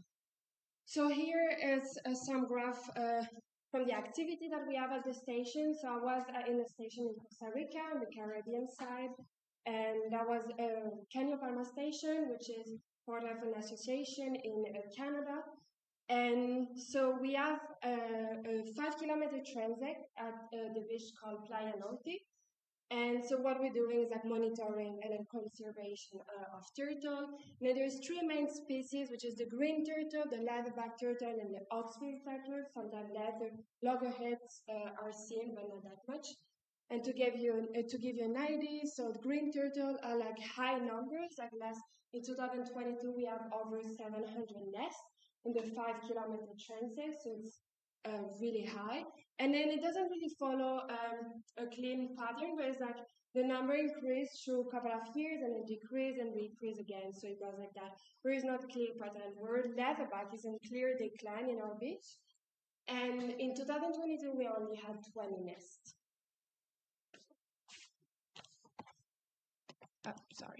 For the erosion side of it, which is extremely erosion prone. So this picture was taken, I took this picture not long after I first came, and erosion was so high that I was taking away some trees that was here for like years and years. So all of them are just being washed out by the erosion. So my hypothesis was like the erosion will tend over the incubation period tend to shallow the nest depth. And then because it will be closer to the surface, temperature will be warmer, which will have the sex ratio will be more towards females, because there's more female with warmer temperature. So that was my hypothesis, and then I try on 2 species like leatherback and green because they don't have the same nest depth, and because green have shallower nest depth, I was thinking because it's closer to the surface already with erosion, it can have a bigger impact if erosion was taking off some sand above the egg chamber. So for my mathematical method, I have data loggers, so the one you can see just here. And I put 15 data loggers that are buried in the sand at the 2 species average nest depth, so 55 for the green turtle and 75 for the leatherback. And then I had 3 different zones that I'm going to show you right after. So I was in each marker, I was putting at the 3 different zone 1 data loggers. And then my idea, because I only have 15 data loggers, was to for both of data loggers to experiment with 2 depths. So I was unburying after 1 month and reburying after. for all the data numbers of the two sets. So the first set of measurement was 1 month long, and the second one was supposed to be 1 month long as well. But because some data logbook got stolen and I was afraid to lose my data, I just shortened the time for my second measurement, so I was sure to have that. And then I had 3 control in the surface as well, and I just put one in complete sun all the time, one in complete shade, and one in the middle that was having some shade through the day, and to see the difference between the temperature of the surface and the one buried in the sand. And then the one in the middle got stolen, but it's the one in the middle, so it's fine. And then before that, I did the trial, and I used 15 empty bottles that I put in the sand to see as well how the erosion, if they were taking away my bottles or not. For the study size, so that is a 5-kilometer transect of the station. And as you can see, there's 2 colors, so all of them are the markers that we use for the survey back at the station, but only the purple one are the one that I use for my data logger. So that was only at the beginning of the beach. And then for the tree zone, it's divided with the amount of shade they have. So the open is like bare sand, but it's a lot of logs and plastic. But it's like 0 to 50% of shade, border is like 50 to 99, and it's a lot of vegetation, but not trees, or like very little trees. And then vegetation zone is 100 shade by canopy covers, where the tree line begins and the jungle after that. And so as you can, I put one in 5 markers, put one data loggers in each different zone to experiment the difference of temperature as well, causing by the sun. For my result, that's what I saw for my control. Were really nice. Also, it's in Fahrenheit because the device gave me everything in Fahrenheit. It was like very hard for me to convert everything in Celsius, so I apologize for that. But so I had everything.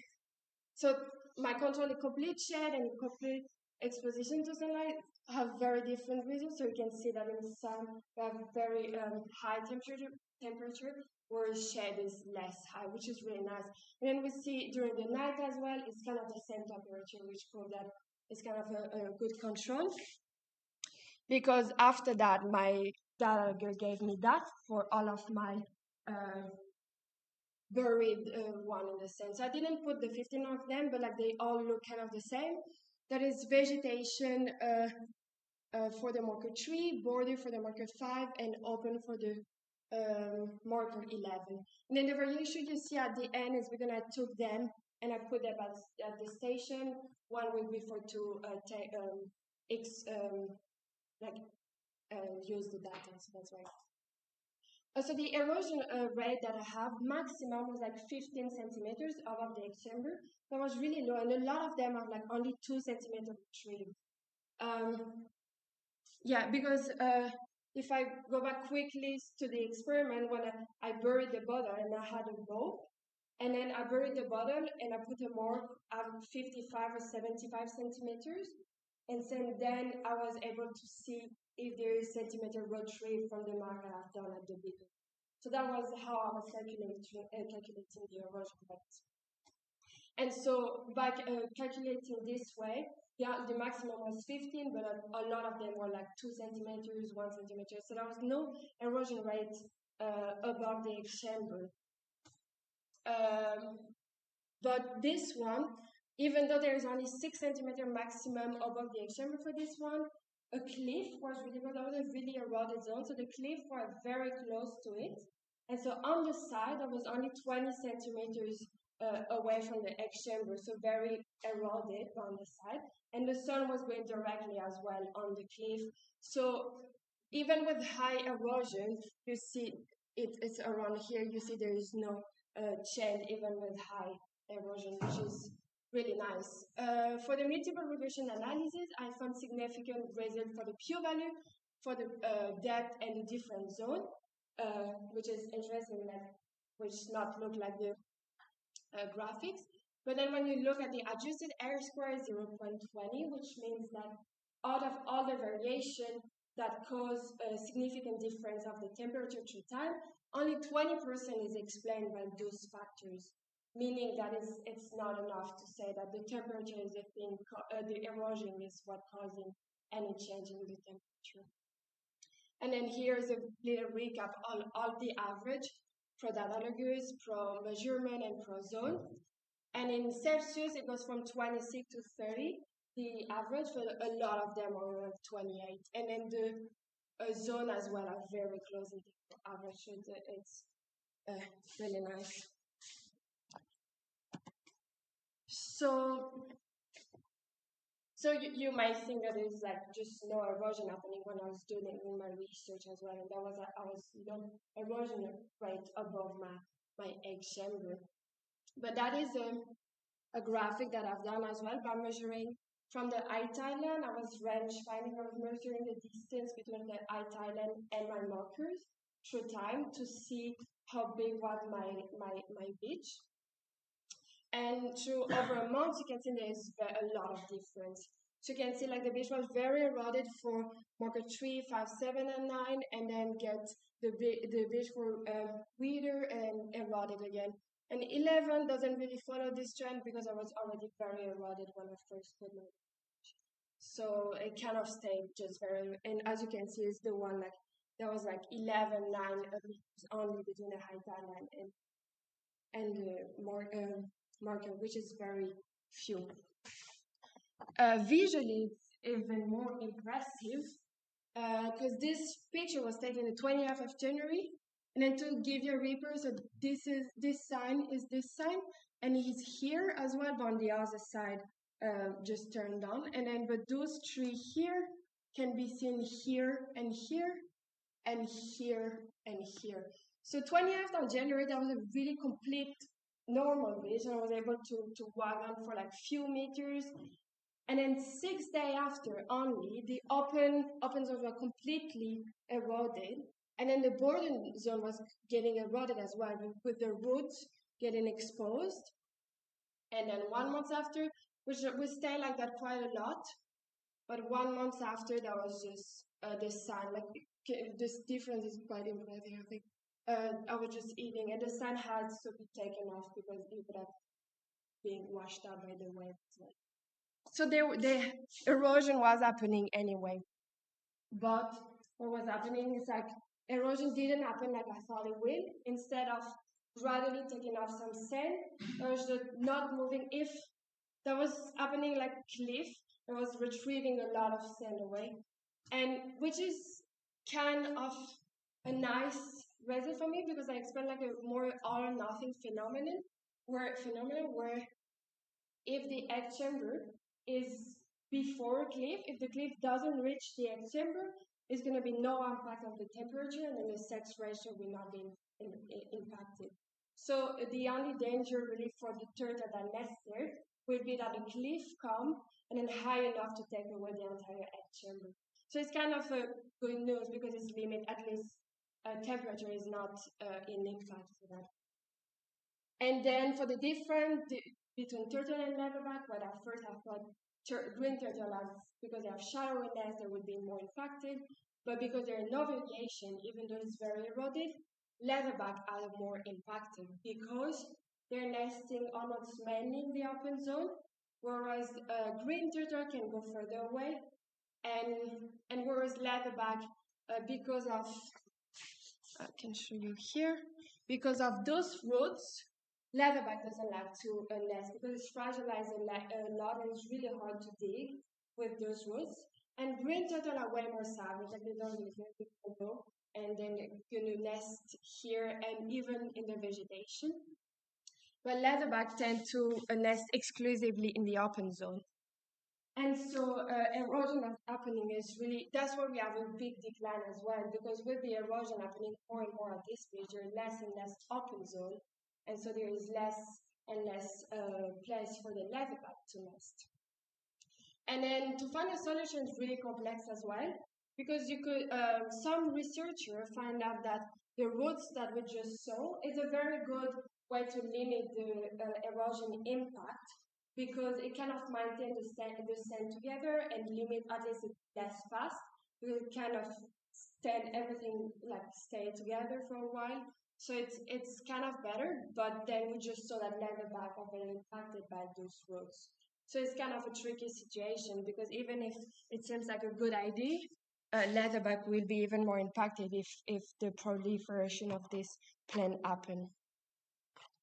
To go on the study bias, well, my second set lacks of measurement because I just wrote in 2 weeks.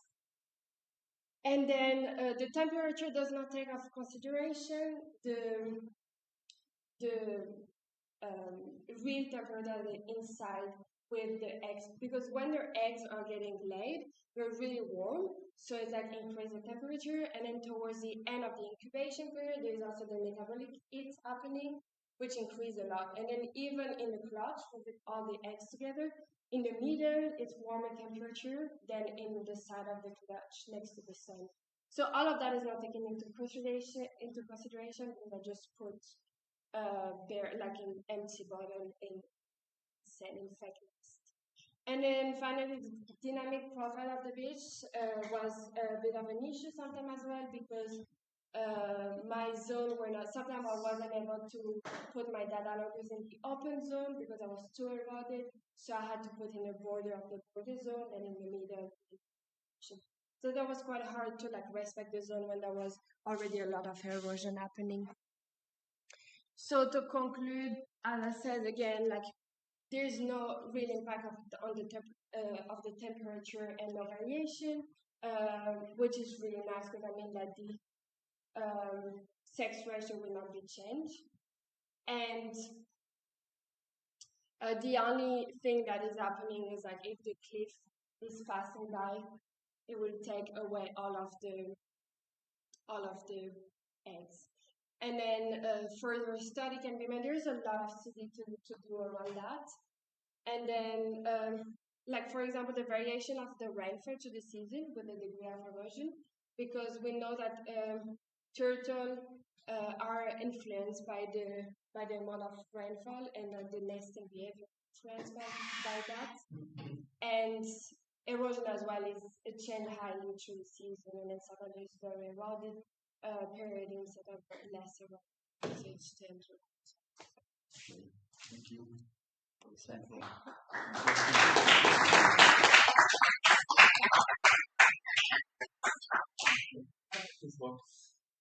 Thanks for an interesting presentation. I might have missed that in the beginning, but the erosion, is that increasing now, or has it always been erosion? Yeah, sorry, I missed that as well. I missed this one as well. So what's happening is there's always, at this beach, there's always cycle of erosion. So when I first came in January, that was like during a rainy season, and at this point, like erosion, like that's where I took the picture, erosion was really, really high. And then it gets lowers and then higher bit and then lowers. Like towards the turtle season, which is in May, June, erosion is way more stable. And so that's a cycle that is seen every year. But then what's happening is like it's getting higher and higher. So erosion it's going further up into the beach, and then it's not retrieving as much as the precedent year. So it's. Do you know why?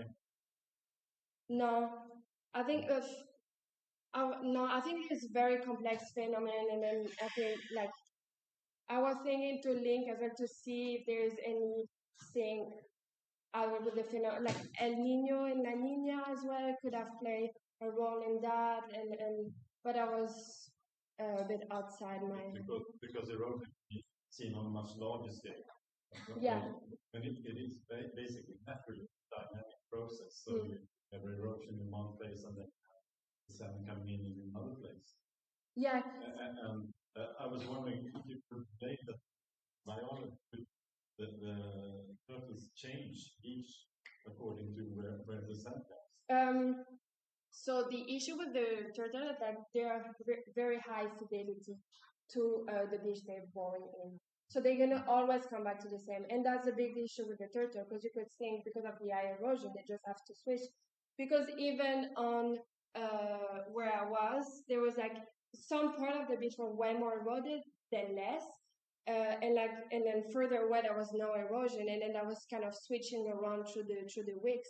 So you can think, oh, they can go further away and all, but they're always going to try to go in the same part of the beach because they're high fidelity. And then switching beach for them are really not natural behavior. Are they thinking of like protecting beaches in some way? You can breakwaters, for example, side. Yeah. I'm not sure I recommend that because there's a lot of things with that. But do you think about that? Yeah, I mean, there's a lot like erosion, but there's a infrastructure that can manage and all. But this place inside a natural park, so you cannot put like cement, like hard infrastructure, like hard infrastructure, like in the middle of that. And I don't think it's very sustainable as well, this option. And so like I was like looking more at the natural option and all. Well, you see that it's very complex depending on of the situation, because like I said, leatherback are gonna lack erosion from beach because they need open bare sands, and so they will go in erosion from beach. But then if it's too eroded, they will like try to go elsewhere as well. Thank you.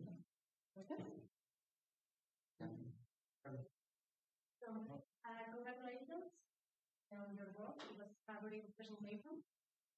And yes, I have a few comments. Yeah. One quick, you said that you not change the yes, it will be more complicated otherwise. I think maybe size the graphic scale. That's because it will be easy. Yeah. We don't know how far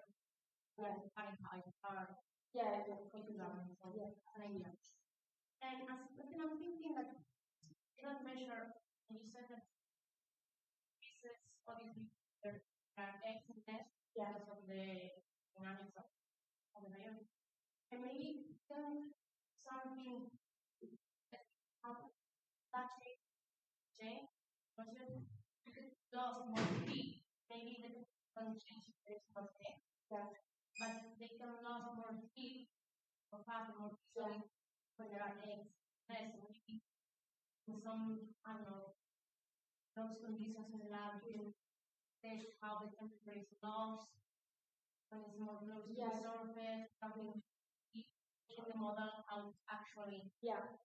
So that was an option we talked about as well, because usually I was not on turtle season when I put my data on, but I wanted to try one, and it's going to be further studied in the evaluation, but I want to try to put data loggers inside the egg clutch, because when we do night patrol, we are here when the turtle are nesting, and we're actually counting the eggs. So putting the data loggers inside the clutch is something very new to do. So I think it's further just going to do that, and I think which is very interesting is like to put inside and outside as well, and then like to see the difference from the inside to the outside, and as well from the bottom to the top. So there's a lot to do with that. Yeah, I think that too. Like I think that's for because I had no idea how they would react. I think with this first impression, first idea of how it would react, I think further should definitely put that loggers in different places of the flash system. But yeah, I think they would also do that because it's already like nice resolution system and we will see. Okay. Thank you for your presentation, Alice. We are happy to have all of you here and see exactly all the results of the speakers. Very good. Some suggestions first. It's very good if you revise. I know that you have to submit very fast, but it would be good if you revise well the presentation. There are several mistakes with material. There are several mistakes in the presentation that affect appearance. Also, another suggestion is that some of the table and graph are screen is important. The size of letters are small, so it's important. I mean, it's just things that will improve your presentation. More importance what you are presenting. Some questions. Maybe I got lost, but how do you measure erosion? Is there a quantitative way to measure that? So there's two methods of it. So at the station, there's this erosion survey, so they're monitoring erosion by every week or 2 weeks, or like depending on like if we need erosion data at this moment or not. They're measuring for each marker the distance between the eye line and the marker, the distance between the vegetation line and the marker, and then they're taking the slope at the eye line as well. And so they're doing that for every marker. And so that is one way for them to measure the erosion happening at the base. And then to see the erosion happening above my X chamber, I had the row tied to my roller. Then I put a mark at the place I was at the surface where I was burying my initial depth, so 55. And then through the time, I was able to see how much a sample retrieved from my initial marks. That's how I was calculating my erosion rate above my chin. But then the station is as well doing like that beach profile. And the initial hypothesis was that this erosion that is happening in the area will change the temperature, but what you are finding is that it's not. Yeah. So, but in any case, you still think that the erosion is affecting. Yes. So, what other parameters maybe can be studied? The area that gives support to that hypothesis, because okay, it's with time changing in the vegetation and all of it can destroy it. This is one way. We're assuming that must imply a change in the snow. Yeah.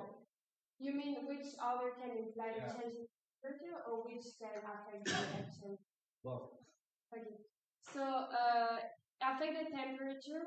I think the buffer capacity of the sun is high, and because I went through like rainy episode or rainy episode, and you can see like it's very like it's like a line, and even when I was really close with waves, so with water, because the one that I remember at 11, the sand was wet next to the epicenter, because I was really close to be washed out, and still the temperature is the same. So I think like as soon as like few centimeters of sand is like very high capacity. So I don't really know what will impact the temperature, but I was thinking the water as well, but apparently not. And then the other one the other stuff that will impact the eggs, where there's of course the water, the increase of bacteria that can happen because of the water as well. I mean, a lot of stuff will happen, but I think like the first study that has to be done in the station will be with the amount of proliferation of bacteria and linked to the water. And then there's some as well, there's like stagnant water, like constant water, and then those one can like highly change, because there's also seawater that can affect, and also rainwater that can affect the water. So all of it can affect, I think, the bacteria in the microbial germ. So a lot of issues. Thank you. No. Thank you. I have a couple of questions. Minutes ago. One has to do with the scales. I think it's naturally go up and down. I've seen that many times. And I suppose that this variability has to incorporate types of vertex, while coastal erosion refers to a longer term trend. Yeah. So I'm not sure that you're addressing the right measurement of coastal erosion. I mean, what's happening in this pitch, like I said, is like there's erosion cycle happening. And I said as well, leatherback lack those kind of fish because they need open, like bare sand. And otherwise, if there's no erosion, like vegetation will proliferate, and then leatherback don't like to nest and like other fish. So with bare sand, they will go in erosion prone because they're free of any vegetation. And so then like the erosion is a normal cycle and then leatherback benefit of it. But what's happening here is like it's going deeper and like further and further in the vegetation, and it's just destroying, and then it's never going back at some point. So sometime like on the 5 kilometer transect, there is no bare sand through the months. And so leatherback, like you can see in the first in the introduction, leatherback are in clear decline because of that as well, because there's a lot of part of the beach where they cannot nest because there is no open zone. Even when the erosion is kind of stabilized, there is still no open zone for them to nest. And then when I encounter them as well, they do a lot of they going to see where they can find a place to nest, and then they just don't find anything. And then because it's really new part of the beach, there's a lot of seaweed as well, and lots. Basically, you're telling that it's growing of habitat, it's not of temperature range. It's just that they're losing habitat. Yeah, but the issue, what I was thinking as well, beside that, the issue would have been like because of erosion, like even if they managed to nest, after that it will have been an issue because of the temperature changing, and then the sex ratio changing as well. So it would have been another issue, you know.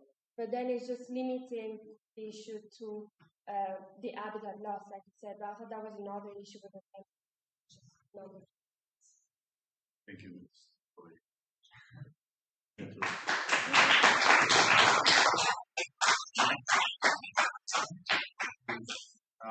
Eduardo.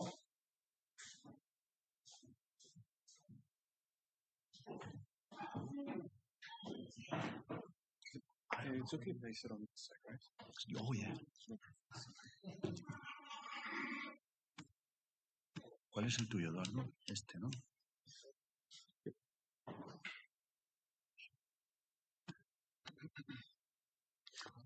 Set up time. Okay, Eduardo. Go ahead. All right. Hello, everyone, and welcome to my thesis defense presentation on exploring octopus social behavior using a mirror. Before I start, I would like to mention that these are only preliminary results, as due various amount of unforeseen circumstances, I wasn't able to upload in time, and I started late. So firstly, to introduce the topic, colloid cephalopods, which include cuttlefish, squids, and octopuses, have lost the use of their shell throughout evolution. This has therefore created a wide variety of predators, and researchers have therefore said that predation has exerted a significant influence in the evolution of cephalopods, driving the emergence of highly sophisticated nervous systems and intricate biological adaptations such as their dynamic skin. Furthermore, they have acquired a highly varied, complex behavioral repertoires that varies according to the threat they face, such as tool use in the veined octopus, where they use coconut shells to protect themselves, flight in the Pacific flying squid, or the famous increase system that most cephalopods have.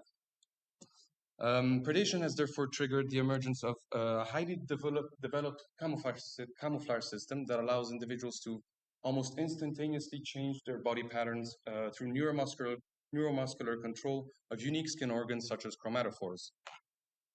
Furthermore, they are able to alter the 3D structure of their body thanks to the absence of skeletal support and changeable skin papillae, which allows them to create different types of body patterning such as crypsis, masquerade, and counter shading. Furthermore, this has created an intricate communication system for both intra and inter-specific encounters for mostly courtship, agonistic, and defense encounters.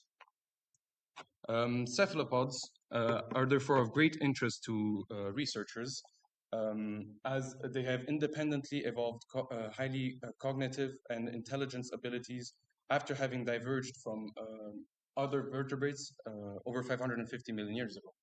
And through their wide range of flexible behaviors, varied ecological ranges and unique solitary lifestyle, as opposed to other cognitively advanced animals such as primates, they have become an important model to circumvent some of the current limitations when studying cognition and intelligence in non-human animals. Social living, on the other hand, is one of the least studied aspects in cephalopods.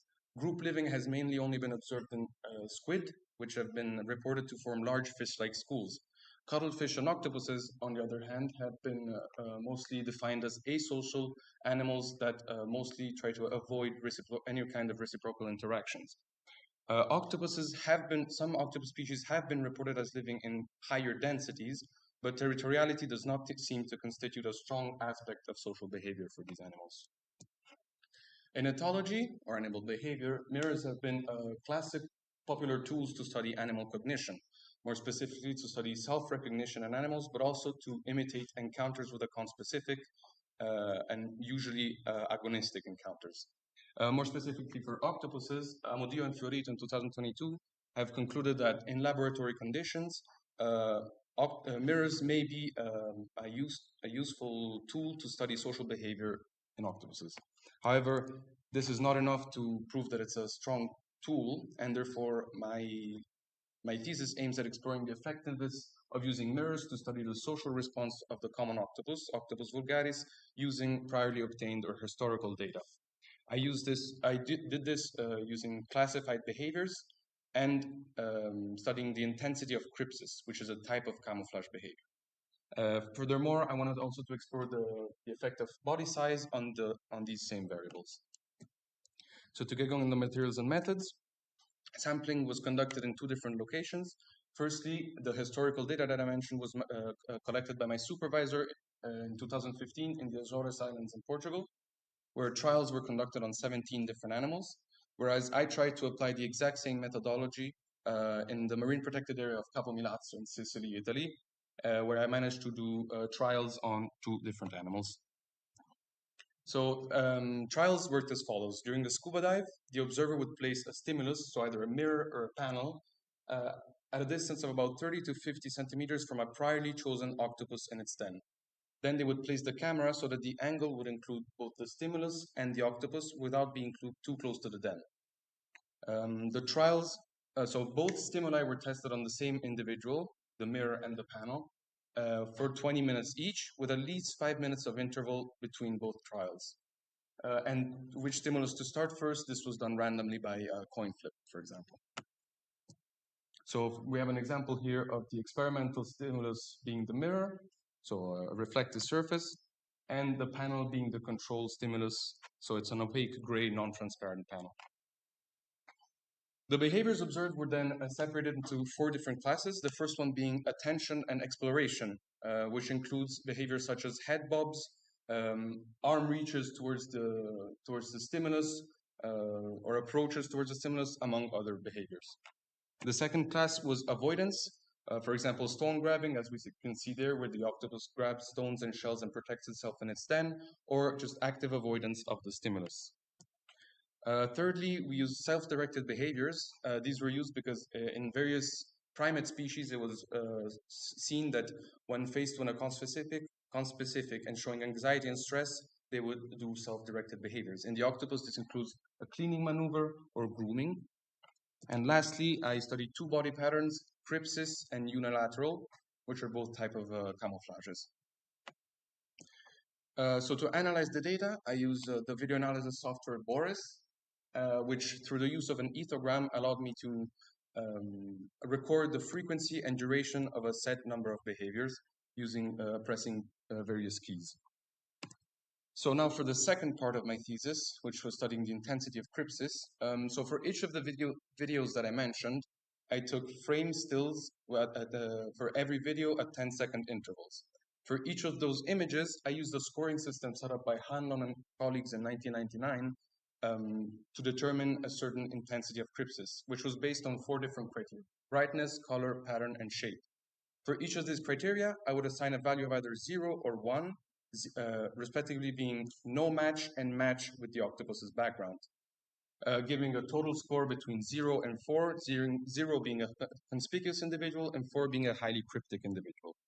So for example, in this image, this would be considered a rank 4 or highly cryptic, and this individual will be considered a rank 0 or conspicuous individual. Lastly, when analyzing body size, we set a threshold of 400 grams, where individuals smaller than that were considered as small, and larger than that were considered as large.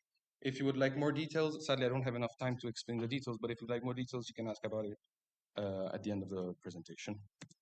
So now to get going on the results, before I start, I have to mention that even though the dataset was already small, not all of the videos could be used due to a various amount of reasons, such as poor visibility in the video, excessive presence of an observer, or predators, as we can see there, as that introduces bias in the octopus's behavior, or could introduce bias, or simply because the octopus left in the middle of the trial. So when comparing the two stimuli, mirrors versus panel, I considered only dependent observations. So when both trials were done, only considered observations with both trials were done on the same individual. So the graphs that I will show you show a subset of the variables studied and show the distribution of the frequency or duration of certain behaviors. Sadly, none of the results came back as significant between the mirror and the panel stimulus for any of the behaviors studied. However, visually, and so therefore qualitatively, we're still able to observe, as the data set is small, and for behavior, this can be an interesting thing to do. So visually, you can see that the number of head bobs is higher for the mirror and panel stimulus than the panel stimulus.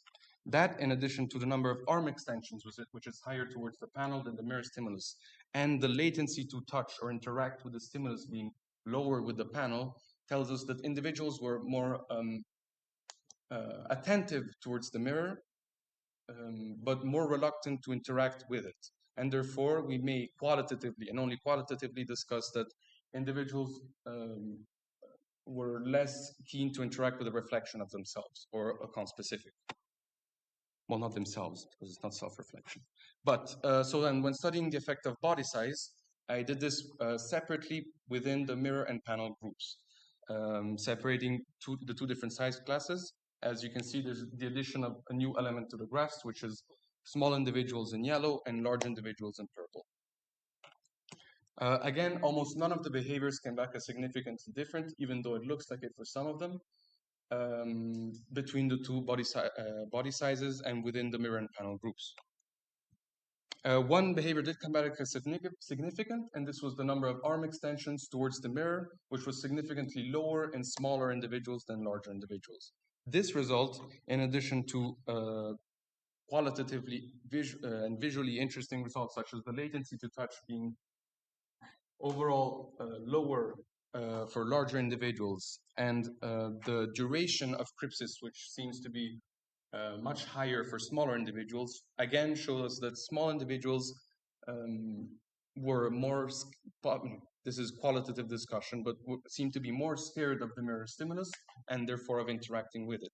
An initial reasoning for this may be that larger individuals can be considered more sexually mature and therefore more driven to interact with a potential mate.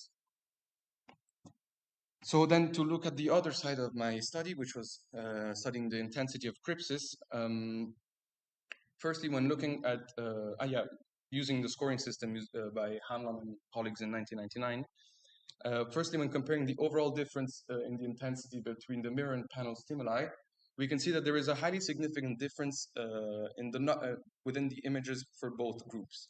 However, Spearman correlation showed us that the value is almost 0, and therefore that there is no real relationship between crypsis intensity and stimulus. However, visually, we are still able to observe that overall individuals seem to be more cryptic towards the mirror than the panel stimulus, with a higher number of rank 4s. As you can remember, a higher rank means a more cryptical individual. When comparing the body size within the mirror group, we can see here instead that there is a highly significant, a significant correlation between body size and crypsis intensity for the mirror group, with a Spearman rank of negative 0.5, which shows that there is a relationship between the two variables, and so we can see that small individuals were significantly more cryptic than large individuals. As mentioned before, this may be because large individuals may be more driven to interact with a potential mate and so less scared of interacting with the mirror. However, the panel group, which is also considered the control group, showed very similar results with a Spearman correlation coefficient of 0.37. The correlation coefficient is lower, but still this decreases the strength and the conclusions that may be pulled from the panel group. However, it was still interesting to note that the difference between small and large individuals was more marked in the mirror group.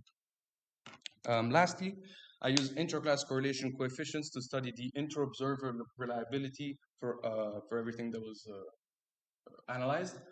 So for the classified behaviors, this was done between two observers and for all of the different behaviors studied. I found an average point estimate of 0.731, which according to Cohen-Lee in 2016 means a good reliability of results and so not much subjectivity. However, on the other hand, for Cripsis intensity, this was done between 6 observers, which all analyzed the same set of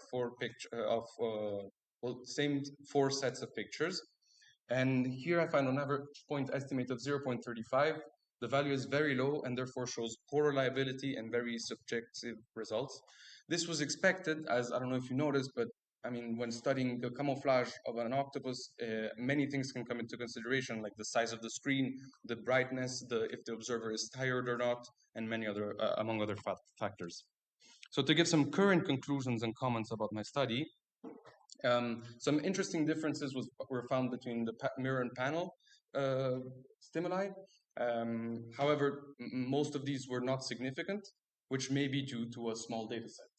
Some of these interesting differences were that individuals seemed more cautious, more attentive, but more cautious towards the mirror stimulus, which may show some fear, which could be a big word, but some fear towards the reflected image of a conspecific. Furthermore, it was interesting to see that overall smaller individuals also, there is a difference in body size, where smaller individuals were more scared and more cryptical towards the mirror towards the stimuli overall, but also towards the mirror more specifically. So the data set, as I said, was very small. There was about 17 observations. I don't know if you saw the N numbers, but I mean, it's very small data sets, and therefore this may not accurately portray the actual behaviors observed. Furthermore, the intensity of Cripsis, as I said, was very subjective, and therefore a different type of system may have to be set up in order to study this in the future. Overall, so to give a current conclusion on my study, I think that mirrors may be an effective method to study social behavior in the octopus. However, definitely further investigation is needed to increase the data set and find more reliable results. One thing that is left in my thesis is I would like to compare my results, which was done in the wild, to the study I mentioned before by Amodeo and Fiorito in 2022, to see whether results in the wild can be translated to laboratory conditions and see how those relate to each other. I would like to give special thanks to my supervisor, Dr. Piero Amodeo, my promoters, Dr. Graziano Fiorito and Dottoressa Teresa Romeo, and to all of the staff at Stazione Zoologica Anton Dorn for both Naples and Messina. And I would like to thank you all for listening. And yes.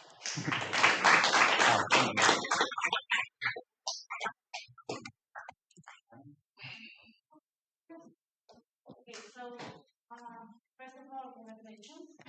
I think it's a really interesting work. I really like it, and I also like how you presented it, how you engage with the audience. The last presentation itself was quite clear and. Thank you. I have just a couple of questions more to just clarify. I don't know much about octopus. First, do you find any difference between the universal and the historical proportional? Allora, well, I did apply the methodology, but even the 2 individuals that I recorded, sadly, I started this thesis at the beginning of May. So I had 1 month, and that's why there's only 2 individuals. And the 2 individuals that I recorded were not even used in the analysis because I put the camera too close or whatever, something that wouldn't have happened if I had time to practice it since the start of January. But yeah, sadly, so I couldn't see any difference between the 2 sites. I just mentioned it because I applied the methodology. Yeah, yeah. I would have liked to, but sadly I didn't have any time. Yeah. And now my question are how do they see? I mean, they pictures, they see colors, they can really see that there is another object. Yeah. They have a very strong visual perception. However, a fun fact that I've seen recently is that octopuses are actually colorblind, which makes their dynamic skin even more interesting to look at because they very much they match their background almost perfectly in so many occasions. Well, also here, for example, if I wouldn't have pointed it out, it would have taken some time to find it.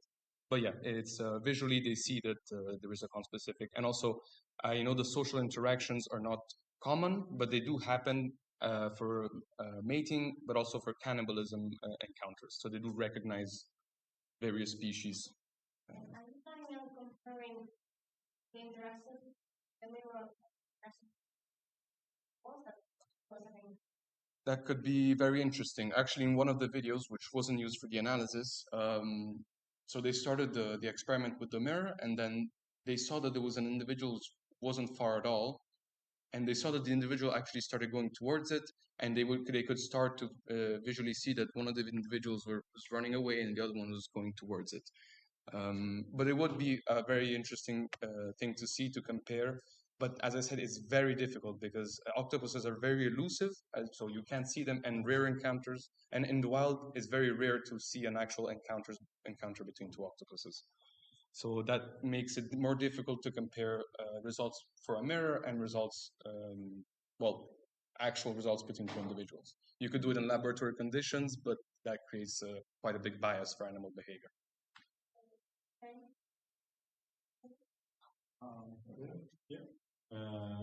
Thanks for really interesting.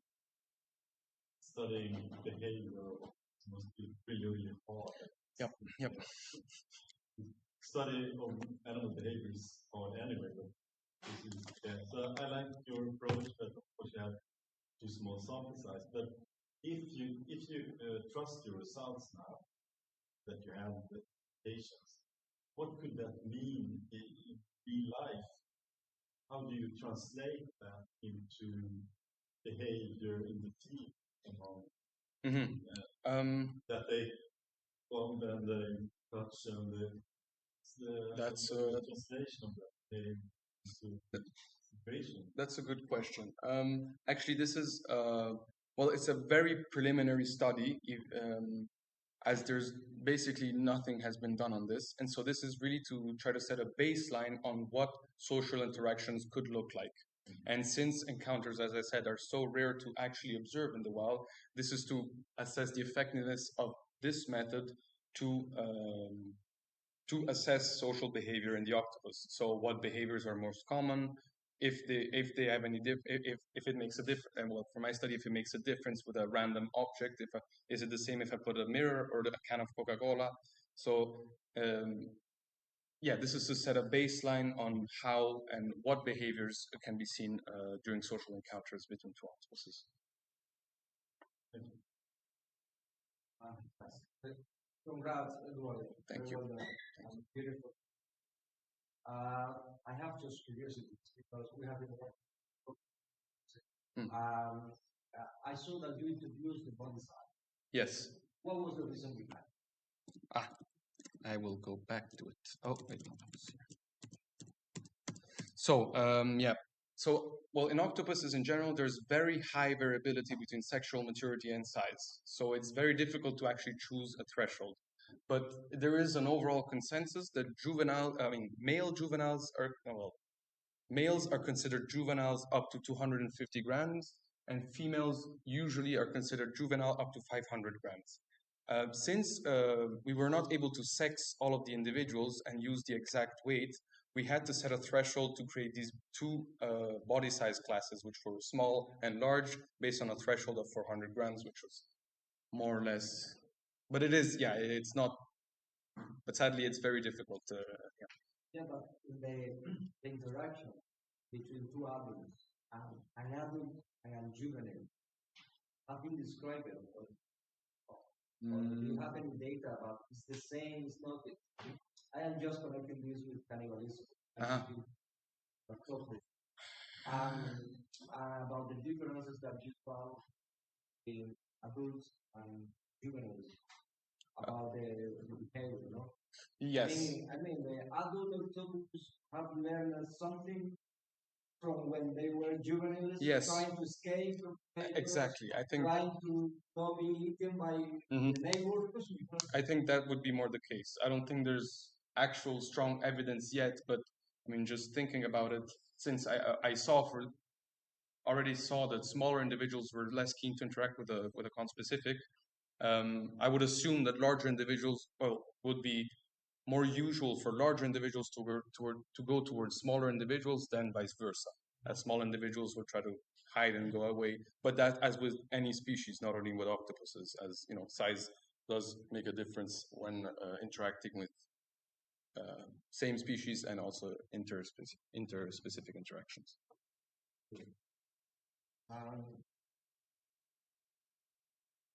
Oh, it's done.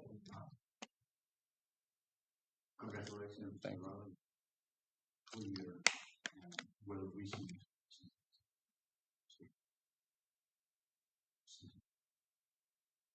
Very knowledge. Thank you. The share says I am involved in some research, not only but from other issues. Mm-hmm. But it surprises me that you introduce talk by saying that No. I mean, some octopus species have been found as living in higher densities, but it doesn't seem to constitute a strong aspect of specifically social behavior. Territoriality does not seem to they stay in their own den and they leave each other alone, so they don't really interact. That's what I meant by that. Yeah, but some octopus species have been found as living in higher densities with more dens closer to each other. But when they are reproducing, I guess they are. Oh, I can't exactly answer that. I mean, I can't, to the best of my knowledge, answer. Which connects with tissel observation that has been shown that series. Cannibalism, yeah. And very often during mating, actually, where the female will eat the male after having reproduced. Yeah, actually, one of the individuals I recorded for my previous study, which is the one that I want to do up until I changed to this one, I actually think that it was a female in its nest because it didn't come out for over 24 hours, which is quite rare for an octopus since they need to forage and feed themselves. But yeah, also I assumed that because there was another individual which was about a meter and a half away, which was quite rare. Like we were already surprised to see that, and so we assumed that both the dens were connected, and so that the male had this ectocautelous arm, which was inseminating the female. That's what I assumed. So one comment to this on the last slides showed where you speak about reliability. Yep. That's kind of thing okay. Yeah. So that people know how reliable your results. Okay. But I was wondering whether to do it before or after, because I thought that if I did it before, people will have a different opinion on what the results actually were. Yeah, I guess that's the point, yeah. But I wanted my results to be more interesting and not being like, but it doesn't matter. No, that's important. For showing your research, you have to make listeners or readers aware of shortfalls where which is okay. Okay. Yeah. It's nothing perfect. So that's, it's not. Also, we're not here to public or actually public and we are all aware that massive is not time or months. Yep. It's quite difficult. Work so that's obviously. So I have a question to you. Analysis of where you say that you say that you expose the same animal, both mirror and panel. Yes. Are you using some kind of paired? Yeah. So for when comparing only the mirror versus panel, here I used, as explained, dependent observations. But wait, I have actually details on the stats if you need it. Here. I don't know if you can see it enough, but so here, when comparing the two stimuli, I assumed dependent observations. So, but then I had to remove some of the trials because some of them were not done on both both trials on the same individual. And here I used a paired t-test and Wilcoxon signed rank test. Whereas when comparing weight class or body size, I did it within the mirror and panel groups separately. And there I could assume independent observations. So I did it differently for the two lines of research. Okay. And last question, I think Per already asked something along these lines. I'm wondering what's true. I mean, this kind of observation. What's that? What's the importance? What's the point? Why do you put an animal in front of a mirror? Well, as mentioned in the introduction. I mean, it's interesting because it's interesting. No, but I understand. What's the actual? No, I understand. I got a similar question yesterday. Well, as I said, octopuses are a very unique and important model to study overall cognition and intelligence in animals. And I think the social behavior between animals is an important factor in that. And well, they're the only invertebrates that have such high intelligence. As having diverged so long ago from vertebrates, this makes them an important model to study cognition and intelligence in general. And I think, well, as I said, visual behavior, I think, is an important aspect of that, especially seen as they're such solitary animals, but they have such complex body patterning and communication. Not communication, but that could be used as communication. And so I think it's interesting to see how those things are connected together. Thank you very much. Thank you.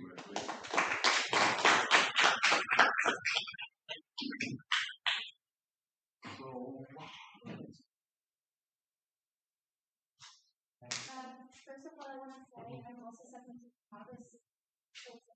You should take it into consideration. Okay, no, that's nice.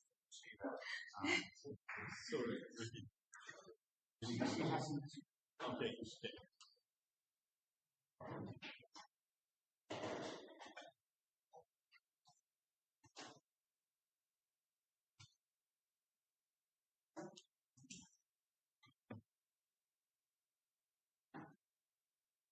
Okay, Nora. Hi. Welcome to my exploratory study about metagenomic biodiversity of giant viruses and virophages in Anophi, which was conducted at the Flanders Marine Institute in Belgium. So, first of all, I want to ask the audience a question. What could this number represent? Any idea? The total number of viral particles. That's correct. And this number is called nonillion, which is the power to 30, which is the current number in the ocean of viruses, which translates into 10 million viruses per milliliter of seawater. But here we have to take in consideration that the most studies were done at the surface, so if we go into deeper levels, it kind of decreases down to 100,000 viruses per milliliter.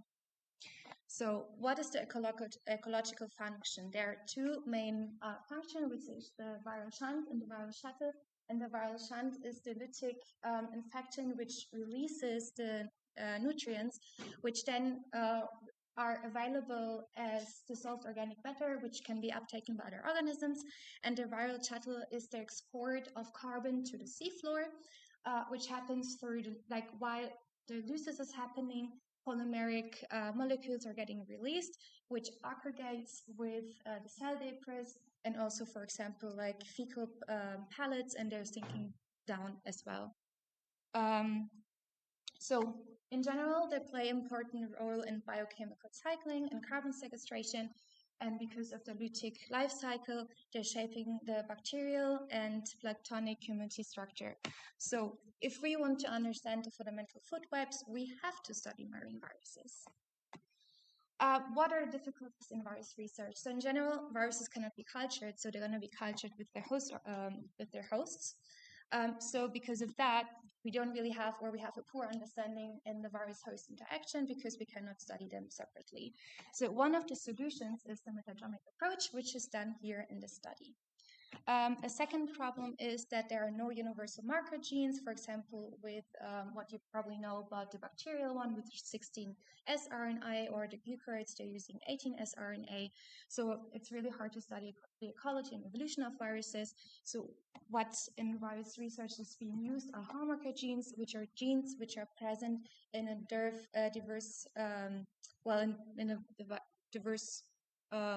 in different kind of viruses.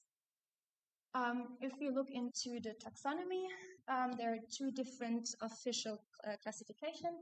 One's the classical one, the classical taxonomy, and one is called the Baltimore classes, which is about the information transfer of the nucleic acid. And here the realms, well, the classical one. And I'm looking into specifically the Viridin alveria, which are the giant viruses and virophages. And here you see a graphic of the very first giant virus which was discovered, which is the mimivirus. So I want to give you a brief introduction in giant viruses and virophages because I thought not a lot of people know about them. So virophages actually are called NCLVVs, which stand for the nucleocytoplasmic locked DNA viruses. They were firstly discovered in 2003. They were known before, but were classified as bacteria, and then later on reclassified as viruses. They are known 170 species at the moment, and they have double-stranded DNA and a very large genome size, and they come in 3 shapes. So giant viruses are not infecting bacteria, they're infecting eukaryotes, as you can see here in the graphic. And here comes the interesting part in play, because the virophages. And the virophages, as the name already indicates, infect other viruses. So in that case, they're infecting giant viruses. So you can imagine if a virophage is present in a host cell, which is, for example, algae, unicellular algae, and the giant viruses enters, the virophage kind of injects or like hijacks the virus factory to reproduce by themselves. So in the end, if there's a virophage present, there's a higher host cell survival from the algae in the end. So the virophages belong to the family of the Lavidariidae. They were discovered in 2008. They have around 120 species so far. They also have double-stranded DNA, and they have, in comparison, especially to the giant viruses, a very low genome size, and they come in 1 shape. Like I said before, they belong to the realm of Viridinaviria and to the kingdom of Gomphordivirae. And here is to mention that's a phylum and that's a family. So to my sample locations, there are 9 in total, 7 from the central North Sea and 2 from the coastal, a Dutch jetty, and the other one is called Spoikum, which is a saline lake at the coast of Belgium. And my objectives are that I'm going to compare the data set of the central North Sea and also of 3 different water bodies. Coming to the viral processing. So the samples we're taking from the sample stations, they got filtered, the DNA got extracted, the library prepared, and then shotgun sequencing, Illumina sequencing, and then I personally started at the raw reads. I received the raw reads. I performed the quality check and the quality control, where I removed the additives and low quality reads, and also we had a very high duplication rate, so this was tried to remove as well. Then an assembly was performed with a quality check, and then I started to identify the context. I did this mainly with GenomeAd, and then later on to really go down into the species level with Taxonomizer.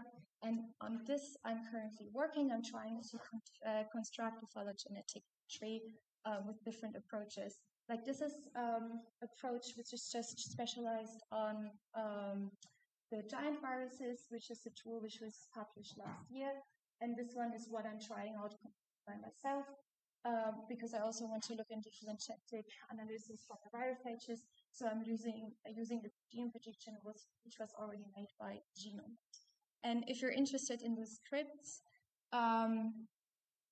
there is a QR code for my GitHub, but the script's gonna be uploaded end of July. Yeah. So for the results, in total, we could identify 4 different realms with around 50,000 contexts. The main one is the Duplodinaria, which are mainly bacteriophages, and I'm looking into less than 1%, which are the Varidinaria. If we look into the absolute abundance, we can see that in 2 stations I couldn't find any of my target taxa, so I excluded them from the further analysis. And then we can see there are 2 stations, the Spulcum at the coast and at the station 1 have a very high abundance, and the jetty station has a very low abundance. In general, you can also see that the abundance, the giant viruses are far more dominant than the virophages. Then in station 1 and the 2 coastal stations, no virophages couldn't be found. So that's also going to be included as 3 body waters for the virophage analysis. So this is the relative abundance. And in total, I could identify 82 species, which belong to 5 different families. And the most abundant virus were the Ostriococcus viruses, which are infecting the Ostriococcus, which is a unicellular marine algae. Then to the virophages, in total, there were 4 species identified, and which in the station where we had virophages, and in the last one there were just 3. And they four species can be divided into 2 groups. The first one is the cafeteria-dependent mavivirus, which is getting hosted by the Cafeteria uruguayensis, which is a dinoflagellate and obviously infects the virus which belongs to the Cafeteria uruguayensis. And the other one is the Yellowstone. Other ones are Yellowstone lake virophages, which are completely unclassified, and that's a common problem because it's a rather new field, so we don't know much about virophages so far. Then looking into the 3 water bodies, in total there are 45 species identified, and we have here a clear outlier where there are just in total 4 different species. But we have here a similar pattern that the most abundant one are the Ostriococcus viruses. But if you look into the jetty, it's the Phasocystis globosa, which is also a unicellular algae. What I have done until now, it was the very first approach to classify giant viruses and virophages, and I wanted to have a comparison. So I looked into a data set which was already published, but it was just focusing on bacteriophages, which they had 4 stations in the central North Sea as well. And here you can see a very similar pattern. So there's a high variability also within the stations, and the giant viruses are highly dominant in comparison to the virophages. And also, if we look directly into the giant viruses and the virophages, you can see here it's very similar to my own data set. And we have here one outlier as well, where just 1 species could be identified. And what I'm super excited about, that the Sputnik virophage was identified as well, which was the very first virophage identified in 2008. So coming to the discussion or the comparison between the two data sets. So from the North Sea goes viral in the present study, both have the same dominant virus from the giant virus, which is the Ostriococcus virus. But in total, more species could be identified from the North Sea goes viral paper compared to my data set. And for the virophages, it's basically the same pattern. They have the same dominant species, but here also more species could identified in comparison to my own data set. But if we look into the absolute abundance, they have way more species, higher abundance compared to my own data set. So in general, we can say giant viruses and virophages were identified in both data sets. There's a high variability between the stations. There were in total 120 species of giant viruses and total 6 species of virophages. And what I still want to do until August is I want to finish the phylogenetic analysis and also look into the alpha diversity, beta diversity, and gamma diversity. And here I want to thank my supervisor, my promoter, and my colleague who worked on the same project as me. And thank you very much for listening. And any questions?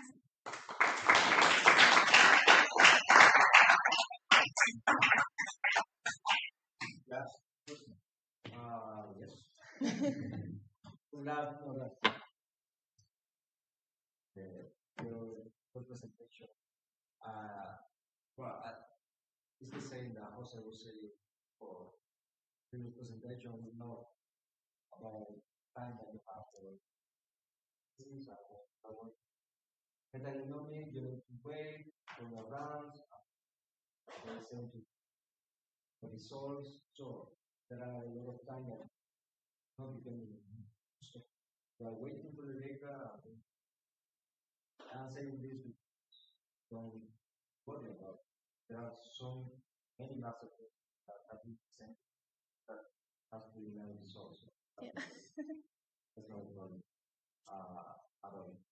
There are some slides in which is some graphics that it's impossible to see. I mean, you need to check before presenting because there are some graphs that it's impossible to read anything. Yeah, we trust in what you are saying. Trust me is important in life. So yeah. Try to improve that because it's impossible to see what you are saying. Is there any way to make because you said that the data said that it's collected in one. No, my data got collected in 21. Yeah. So this data set, it was part of the PhD. And the PhD got published in 2019. So I think the data got collected around 2017. Yes, I was thinking about this is changing because everything is changing in the sea. Heat wave, more contaminants, whatever. So there is nothing to compare or to try to make a temporal approach. So I was thinking about that because that is something that can be from which making your data, your result, trying to observe, change or something. So there is a way. So I wanted to look into if there are similar patterns because I couldn't really quantify my results in any way. Because worldwide, I mean, there are studies about it, but they're like the environmental parameters are really different. So I wanted to see if there is a similar pattern in published data, which I kind of rely on. Because the previous board was in the same area. It was in the same, more or less in the same area. You see that since you are using genomic approach, we can take that. So you can take and you can work. Yeah, that's what I did. That's all the. So you did that. This is all the four stations, all from the published data. Okay. That's from this paper. Just another question. Which marker at the end is for two diagrams? Which? Just like the environmental from the water.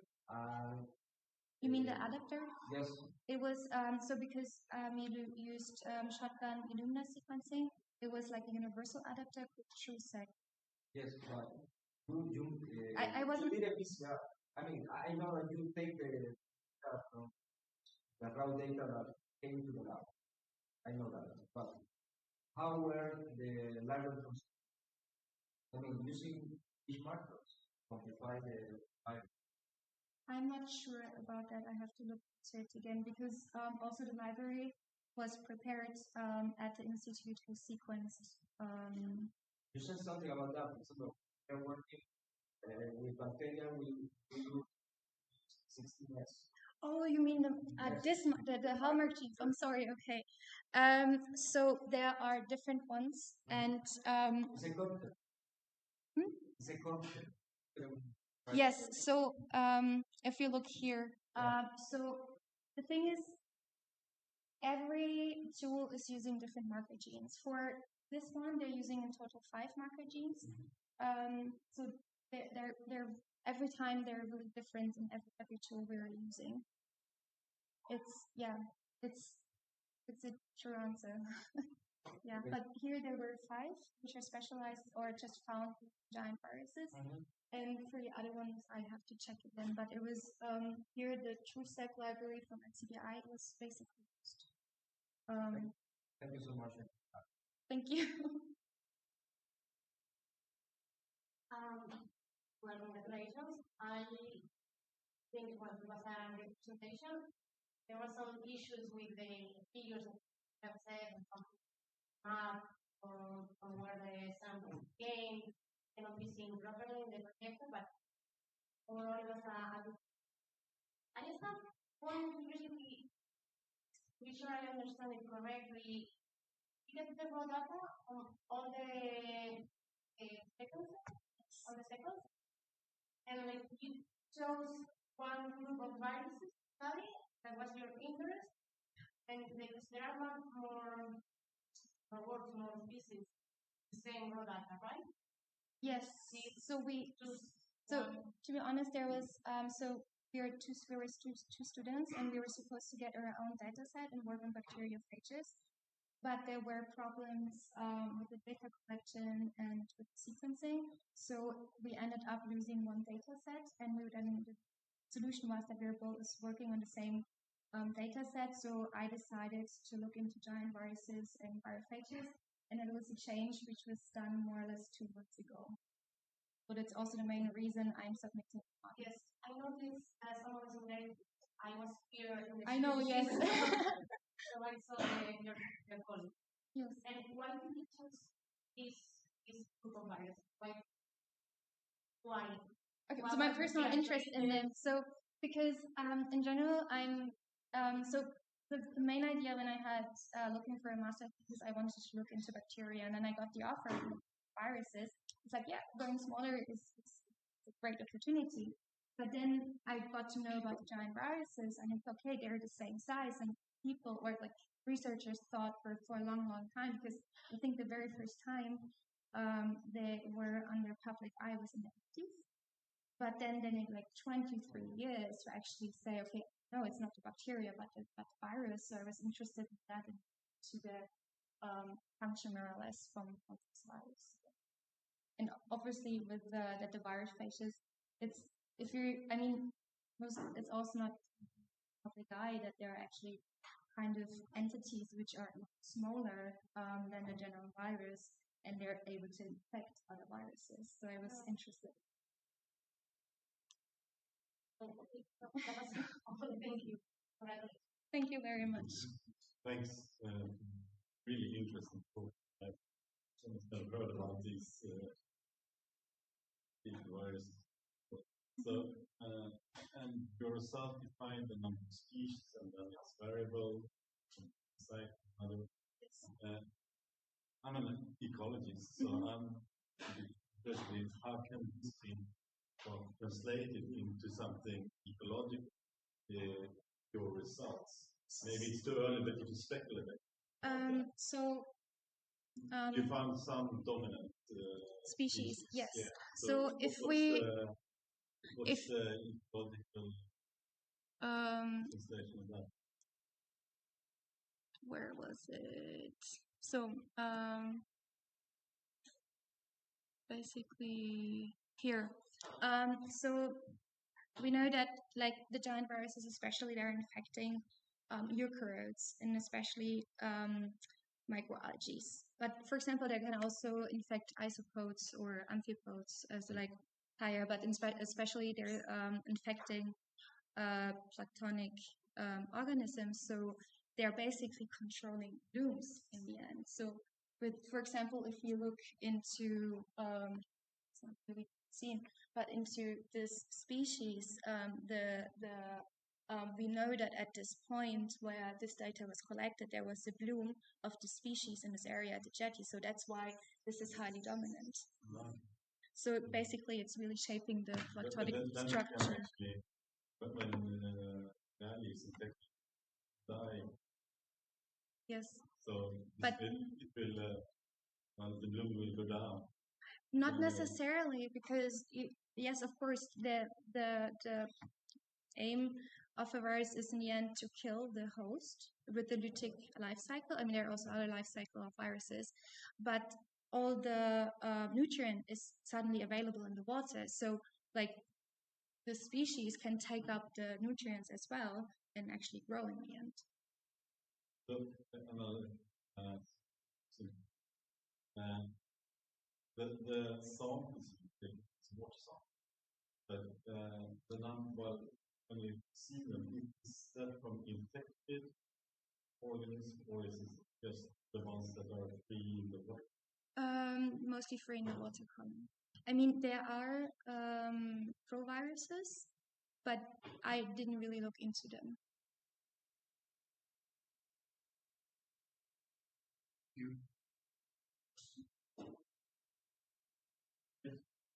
Yeah, so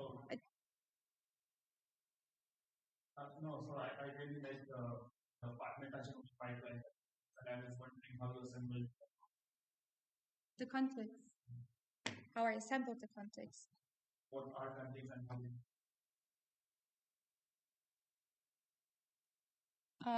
So context. Does anyone know what an assembly is?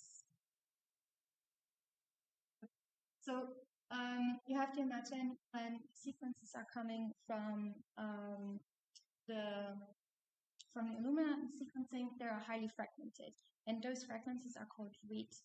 And we're checking those reads, and we want to look into, okay, which reads kind of belong together. So we have like a higher line of reads, which are then called contexts, more or less. But if you want to, is there shell? Yeah. So basically, an assembly works like, so you have to read. Assembly works with, and the Khmer is basic.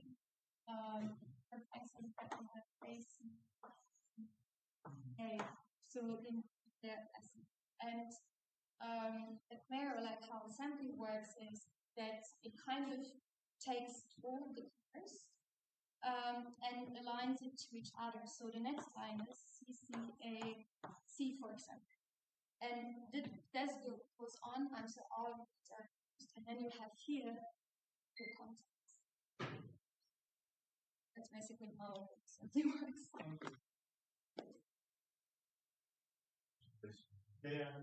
So what were the main challenges you faced during that time? I had two major limitations. One from the data sets, because we had, or like, there were a lot of problems in the beginning with the collection or with the processing, more or less. And in the end, for example, we had the 90% duplication rate, and that had to go. So that one the data set has the limitations I had, and then of course personal limitations. I was completely new to bioinformatics, so I started to learn it in January, and more or less 95% of the time was just like troubleshooting the codes and downloading like all the tools, and this is just really a tiny fraction of what we actually tried out to compute our data with. So like if we actually as well, that it would be really messy to actually write down what they actually tried out, to use a lot of different just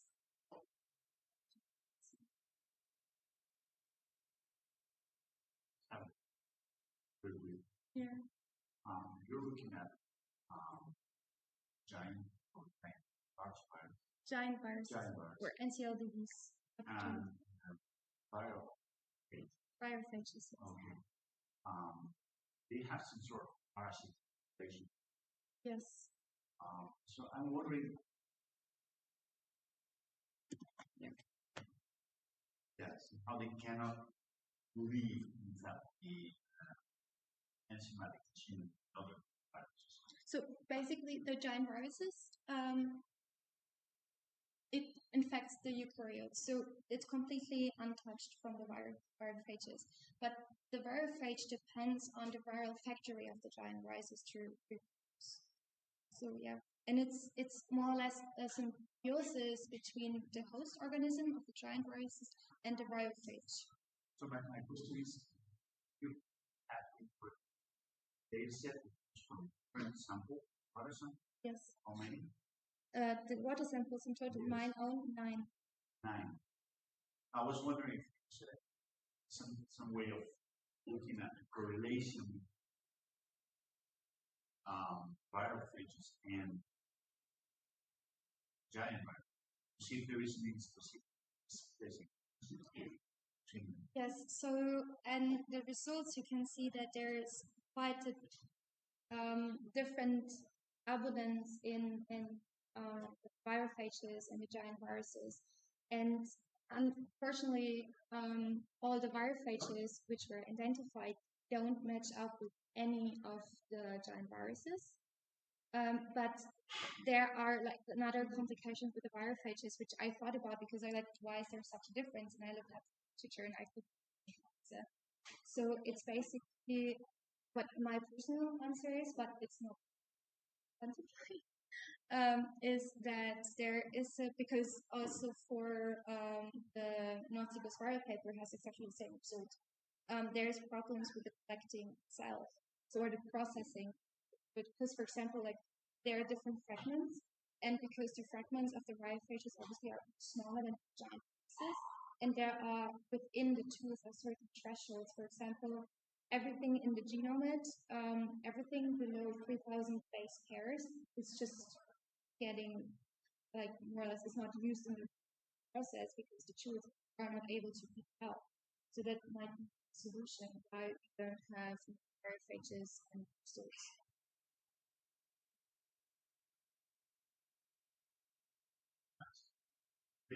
Thank you.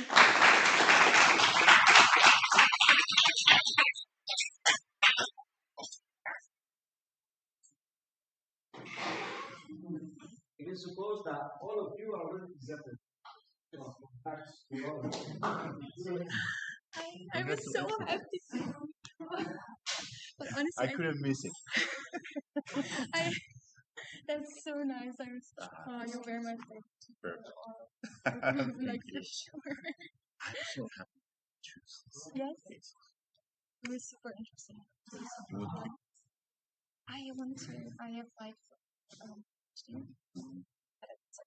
it was in Denmark center, so I'm interested in exchange environment and I wanted to go to see it, but I will find. If you have any ideas, have you tried it? So I was a little bit reluctant because it's not very well. Bueno, a lo mejor pasar por ahí puedo mirar a Yeah, there's a group. Yeah, can you? Oh yeah,